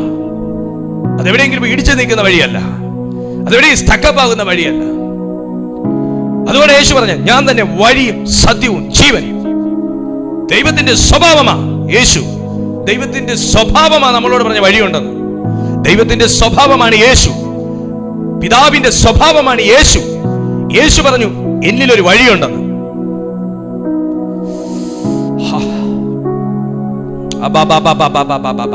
എത്ര പേർക്ക് മനസ്സിലാവുന്നോ എനിക്ക് അറിഞ്ഞൂടാ. എത്ര പേർക്ക് ഈ ദൈവസാന്നിധ്യം അനുഭവിക്കുമോ എനിക്ക് അറിഞ്ഞൂടാ. അസാധാരണമായ ഒരു ദൈവസാന്നിധ്യം ഇതിനകത്ത് ഞാൻ അനുഭവിക്കുന്നു. ദൈവത്തിന്റെ സ്വഭാവം അത്രേ ദൈവം തുറക്കുന്ന വഴി. ഞാൻ പറയുന്ന വഴിയല്ല കർത്താവ് എനിക്ക് തുറക്കുന്നേ. ഇന്നലെ വരെ ഞാൻ കരുതി ഞാൻ പറഞ്ഞപ്പോഴാണ് ദൈവം വഴി തുറന്നേന്ന്. അല്ല, ദൈവത്തിന്റെ സ്വഭാവം അത്രേ ദൈവം തുറക്കുന്ന വഴി. എനിക്കൊരു വഴി തുറന്നില്ലേ, അത് ദൈവത്തിന്റെ സ്വഭാവം അല്ലാത്തോണ്ടാ. ആ ദൈവത്തിന്റെ സ്വഭാവം അല്ലാത്തോണ്ടാ. എനിക്ക് ദൈവത്തിന്റെ സ്വഭാവത്തിലുള്ള വഴി തുറന്നാ മതി. ആ വഴിയിൽ എനിക്ക് പറയാൻ പറ്റും, നിന്റെ വടിയും കോലും എന്റെ കൂടെ ഇരിക്കുന്നു. ഞാൻ പ്രത്യേകിച്ച് ഒരു മുളം കമ്പ് വെട്ടി എടുക്കണ്ട. ഒരു കരുതലിന്, ഒരു പട്ടിയെ കണ്ടാൽ അടിക്കാൻ, ഒരു പാമ്പിനെ കണ്ടാൽ കുത്തിയെടുത്ത് എറിയാൻ. നോ, ദൈവത്തിന്റെ വഴിയിൽ കൂടെ ഞാൻ പോകുന്നെങ്കിൽ എന്റെ കംപ്ലീറ്റ് റെസ്പോൺസിബിലിറ്റി എന്റെ ദൈവത്തിൻ്റെതാ. എത്ര പേർക്ക് മനസ്സിലാവുന്നു ഞാൻ പറയുന്നതിന്റെ ആഴം? മോനെ, ദൈവപ്രകാരമുള്ള വഴി തുറന്നാ മതി, ദൈവപ്രകാരമുള്ള വഴി തുറന്നാ മതി. അതിനെന്തോ വേണം പാസ്റ്റർ? സാന്നിധ്യം കൂടി ഇരുന്നാ മതി. തുടിക്കണം സാന്നിധ്യം അനുഭവിക്കാൻ പറ്റുന്നില്ലെങ്കിൽ. ഹല്ലേലൂയ. ഒരു പ്രവചനം കേട്ടില്ലെങ്കിൽ ബോറ് മെസ്സേജ് പാമ്പർ അങ്ങനെ പറയുന്നവരെ. ഇവിടെ പ്രവചനം പറയാനാണോ ദൈവത്തിന്റെ സാന്നിധ്യം ഇരിക്കുന്നത്? അല്ല, ദൈവത്തിന്റെ സാന്നിധ്യത്തിന് പ്രവചിക്കാൻ മാത്രമേ കഴിയത്തുള്ളൂ. അതങ്ങനെ പറയുന്നവരുടെ മാത്രം ബോധ്യമാണ്. എന്റെ ദൈവത്തിന്റെ സാന്നിധ്യത്തിൽ ഒന്നിനും കുറവില്ല. ദൈവത്തിന്റെ വഴി ദൈവത്തിന്റെ സ്വഭാവ പ്രകാരമാ തുറക്കുന്നേ. മൈ ഗാഡ്, അങ്ങനെ ഒരു വഴി തുറക്കാൻ ആഗ്രഹമുണ്ടോ? അങ്ങനെ ഒരു സാന്നിധ്യം എക്സ്പെക്ട് ചെയ്യുന്നുണ്ടോ? ആ ദൈവത്തിന്റെ സ്വഭാവത്തിന് ഇടം കൊടുത്തുകൊണ്ടുള്ളൊരു വഴി തുറന്ന മതി എന്ന് പറയാൻ ധൈര്യമുണ്ടോ? അതൊന്നും പറ്റത്തില്ല വാസ, ഇപ്പൊ തന്നെ ഓൾറെഡി ലേറ്റ് ആയി, സമയം ഒത്തിരി. എവിടെയെങ്കിലും പോയി സ്റ്റക്കപ്പായി നിൽക്കണമെങ്കിൽ ഉടനെ തുറക്കുന്ന വഴിക്ക് വേണ്ടി നമുക്ക് പരിശ്രമിക്കാം. പക്ഷേ ദൈവത്തിന്റെ സ്വഭാവപ്രകാരമുള്ളൊരു വഴി തുറന്നു കഴിഞ്ഞാൽ അടുത്തത് മോശ പ്രാർത്ഥിക്കാതെ ഇങ്ങോട്ട് ഓഫർ കൊടുത്തു, എടാ എന്റെ സാന്നിധ്യം നിന്റെ കൂടെ പോരും. എനിക്ക് പ്രസംഗിക്കാൻ ദൈവം വഴി തുറക്കുന്നിടം തുറന്നാൽ മതി, അതാ എന്റെ ഡിമാൻഡ്.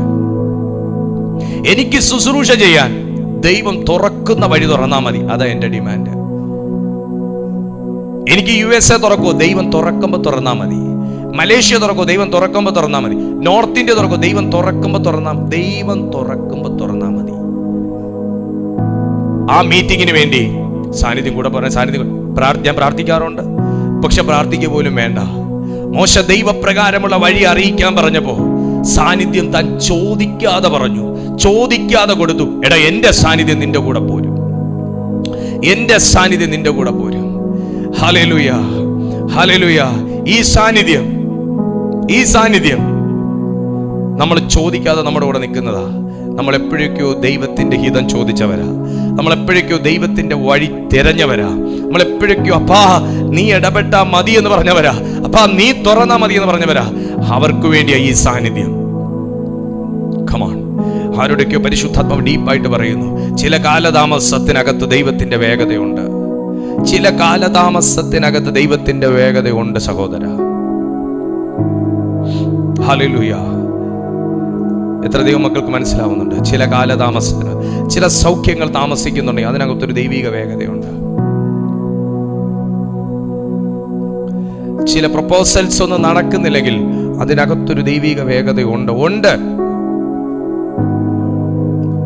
ചില കാര്യങ്ങളൊന്നും അങ്ങോട്ട് പ്രാർത്ഥിച്ചിട്ടും ഗുണപ്പെട്ടു വരുന്നില്ല എന്ന് പറയുന്നെങ്കിൽ നിങ്ങൾ ഈ വേർഡ് ഈ മെസ്സേജ് നിങ്ങൾ ഒന്നും കൂടെ ഒന്ന് റീപ്ലേ ചെയ്ത് ഒന്ന് മെഡിറ്റേറ്റ് ചെയ്യുക.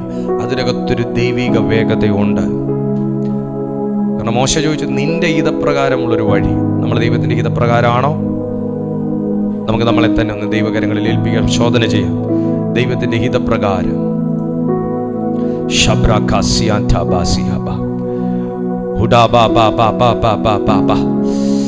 ആത്മാവിൽ പ്രാർത്ഥിക്കാൻ പറ്റുമെങ്കിൽ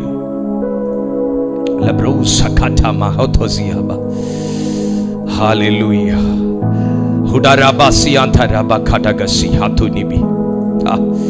Oh Jesus, in the name of Jesus, Holy Spirit. എവിടേക്കോ ദൈവത്തിന്റെ മഹത്വം ഇറങ്ങാൻ പോവാണ്. ഏതൊക്കെയോ വീടുകളിൽ ദൈവത്തിന്റെ മഹത്വം, ഏതൊക്കെയോ കുടുംബങ്ങളിൽ ദൈവത്തിന്റെ മഹത്വം, ശുശ്രൂഷയിൽ ദൈവത്തിന്റെ മഹത്വം.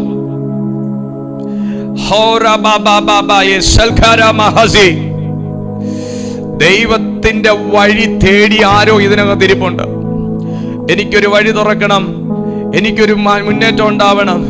ഞാൻ ആത്മാവിൽ പറയട്ടെ, ഇന്നലെ വരെ നിന്റെ മുന്നേറ്റത്തെ തടഞ്ഞതുണ്ടെങ്കിൽ, നിന്റെ സക്സസിനെ തടഞ്ഞതുണ്ടെങ്കിൽ, ഇന്നു മുതൽ ഈ വേർഡ് നീ കേട്ട ആമേൻ പറയുന്ന ഈ നിമിഷം നീ ചോദിക്കാതെ നിന്റെ ദൈവത്തിന്റെ സാന്നിധ്യം നിന്റെ കൂടെ ഇരിക്കും.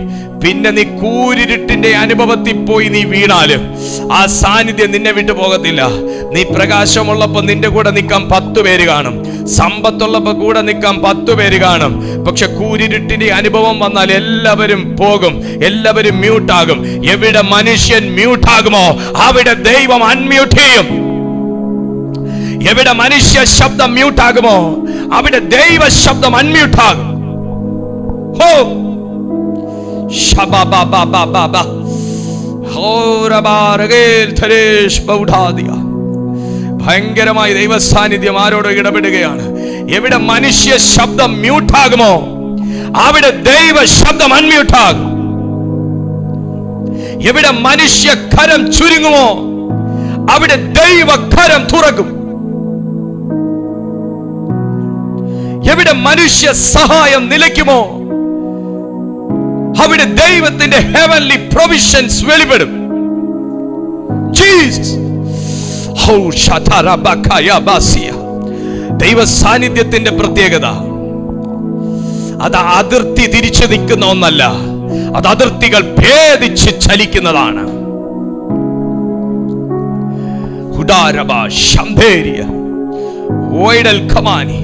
അതിർത്തി ഭേദിച്ച്. ഞാനിത് പറഞ്ഞുകൊണ്ടിരിക്കുമ്പോ ഇന്ത്യ വിട്ട് മറ്റ് രാജ്യങ്ങളിലേക്ക് ഈ ദൈവശബ്ദം ചലിച്ചു തുടങ്ങുന്നു.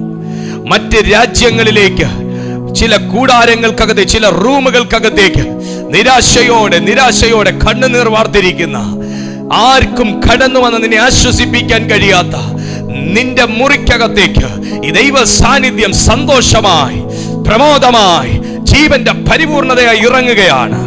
ഈ സെക്കൻഡിൽ ദൈവ സാന്നിധ്യം നിന്നോടുകൂടെ ഇരിക്കുമെന്ന് പ്രവചിക്കുന്നു.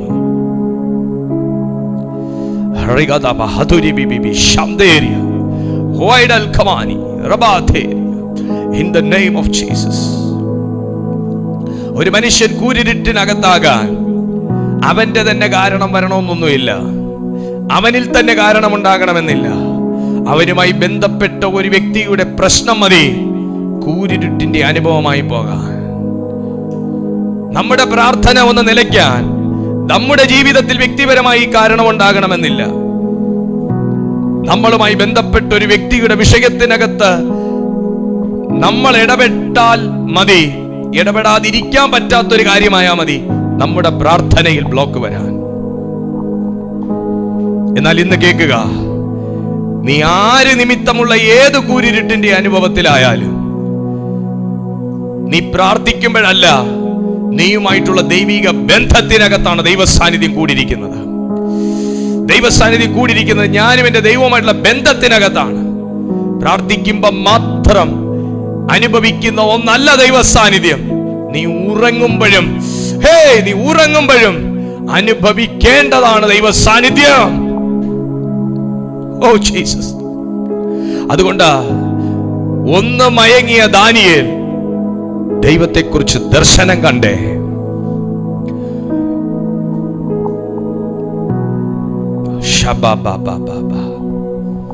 ഉറങ്ങുന്ന യോസേഫ് ഉറക്കത്തിൽ സ്വപ്നം കണ്ടേ. സാന്നിധ്യവുമായിട്ടുള്ള ബന്ധത്തിന്റെ വ്യത്യസ്ത പ്രത്യേകതകളാണത്. ഞാൻ പറഞ്ഞല്ലോ, സാന്നിധ്യം പ്രൊഡക്റ്റീവായിട്ട് നമ്മളെ മാറ്റുന്ന ഒന്നാണ്. പ്രൊഡക്ടിവിറ്റി ഉള്ള ഒന്നാണ് ദൈവത്തിന്റെ സാന്നിധ്യം. ആ സാന്നിധ്യം ഒരുവന്റെ മേൽ വ്യാപരിച്ചാൽ അവൻ സ്വപ്നം കാണുന്നവനാകും. അവൻ ദൈവത്തെക്കുറിച്ച് സ്വപ്നം കാണുന്നവനാകും.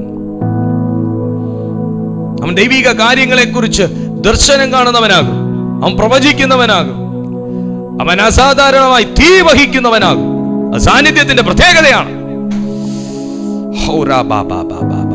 അത്തരത്തിലുള്ള ഒരു സാന്നിധ്യം ഇന്ന് ദൈവത്തിൽ കൊതിക്കുന്നവരുടെ മേൽ വീഴട്ടെ, വീഴട്ടെ, വീഴട്ടെ. ഞാനത് പ്രാർത്ഥിക്കുകയാണ്. അങ്ങനെയുള്ള ദൈവ സാന്നിധ്യം വ്യാപരിച്ചു തുടങ്ങട്ടെ. അങ്ങനെയുള്ള ദൈവ സാന്നിധ്യം വ്യാപരിച്ചു തുടങ്ങട്ടെ. കൊതിക്കുന്നവനെ വിടാതെ പിന്തുടരുന്ന ദൈവ സാന്നിധ്യം, ദാഹിച്ചവനെ വിടാതെ പിന്തുടർന്ന് നിറയ്ക്കുന്ന ദൈവ സാന്നിധ്യം ഈ സെക്കൻഡിൽ വ്യാപരിച്ചു തുടങ്ങട്ടെ, വ്യാപരിച്ചു തുടങ്ങട്ടെ. യൂട്യൂബിൽ കാണുന്ന ദൈവമക്കളെല്ലാം പ്രാർത്ഥിക്കുക. ആ സാന്നിധ്യം നിന്റെ ഭവനത്തിലുണ്ട്. ആ സാന്നിധ്യം നിന്നെ തേടി വന്നിട്ടുണ്ട്. ആ സാന്നിധ്യം ആരെയോ തൊടുന്നു. വിശ്വസിക്കുന്നവനെ സ്വതന്ത്രമാക്കുന്ന ദൈവ സാന്നിധ്യം, നിറയ്ക്കുന്ന ദൈവ സാന്നിധ്യം. ആമേൻ, ആമേൻ. തിന്മയുടെ ശക്തികളാൽ ബാധിക്കപ്പെട്ടവനെ സ്വതന്ത്രമാക്കുന്ന ദൈവത്തിന്റെ സാന്നിധ്യം, രോഗാത്മാക്കളാൽ പിടിക്കപ്പെട്ടവനെ സ്വതന്ത്രമാക്കുന്ന ദൈവ സാന്നിധ്യം, നിരാശയ്ക്കകത്ത് കൊണ്ടിട്ടവനെ പുറത്തെടുക്കുന്ന ദൈവ സാന്നിധ്യം.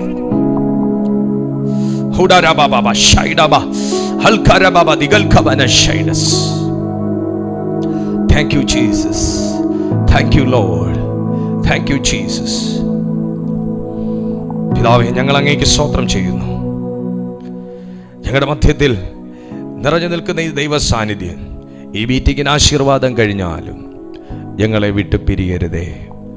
അസാന്നിധ്യം ഞങ്ങളെ വിട്ട് പിരിയരുതേ. അസാന്നിധ്യം ഞങ്ങളെ വിട്ട് പിരിയരുതേ. കൂടി വന്ന എല്ലാ ജനത്തെയും തിരുക്കരങ്ങളിൽ ഏൽപ്പിക്കുന്നു.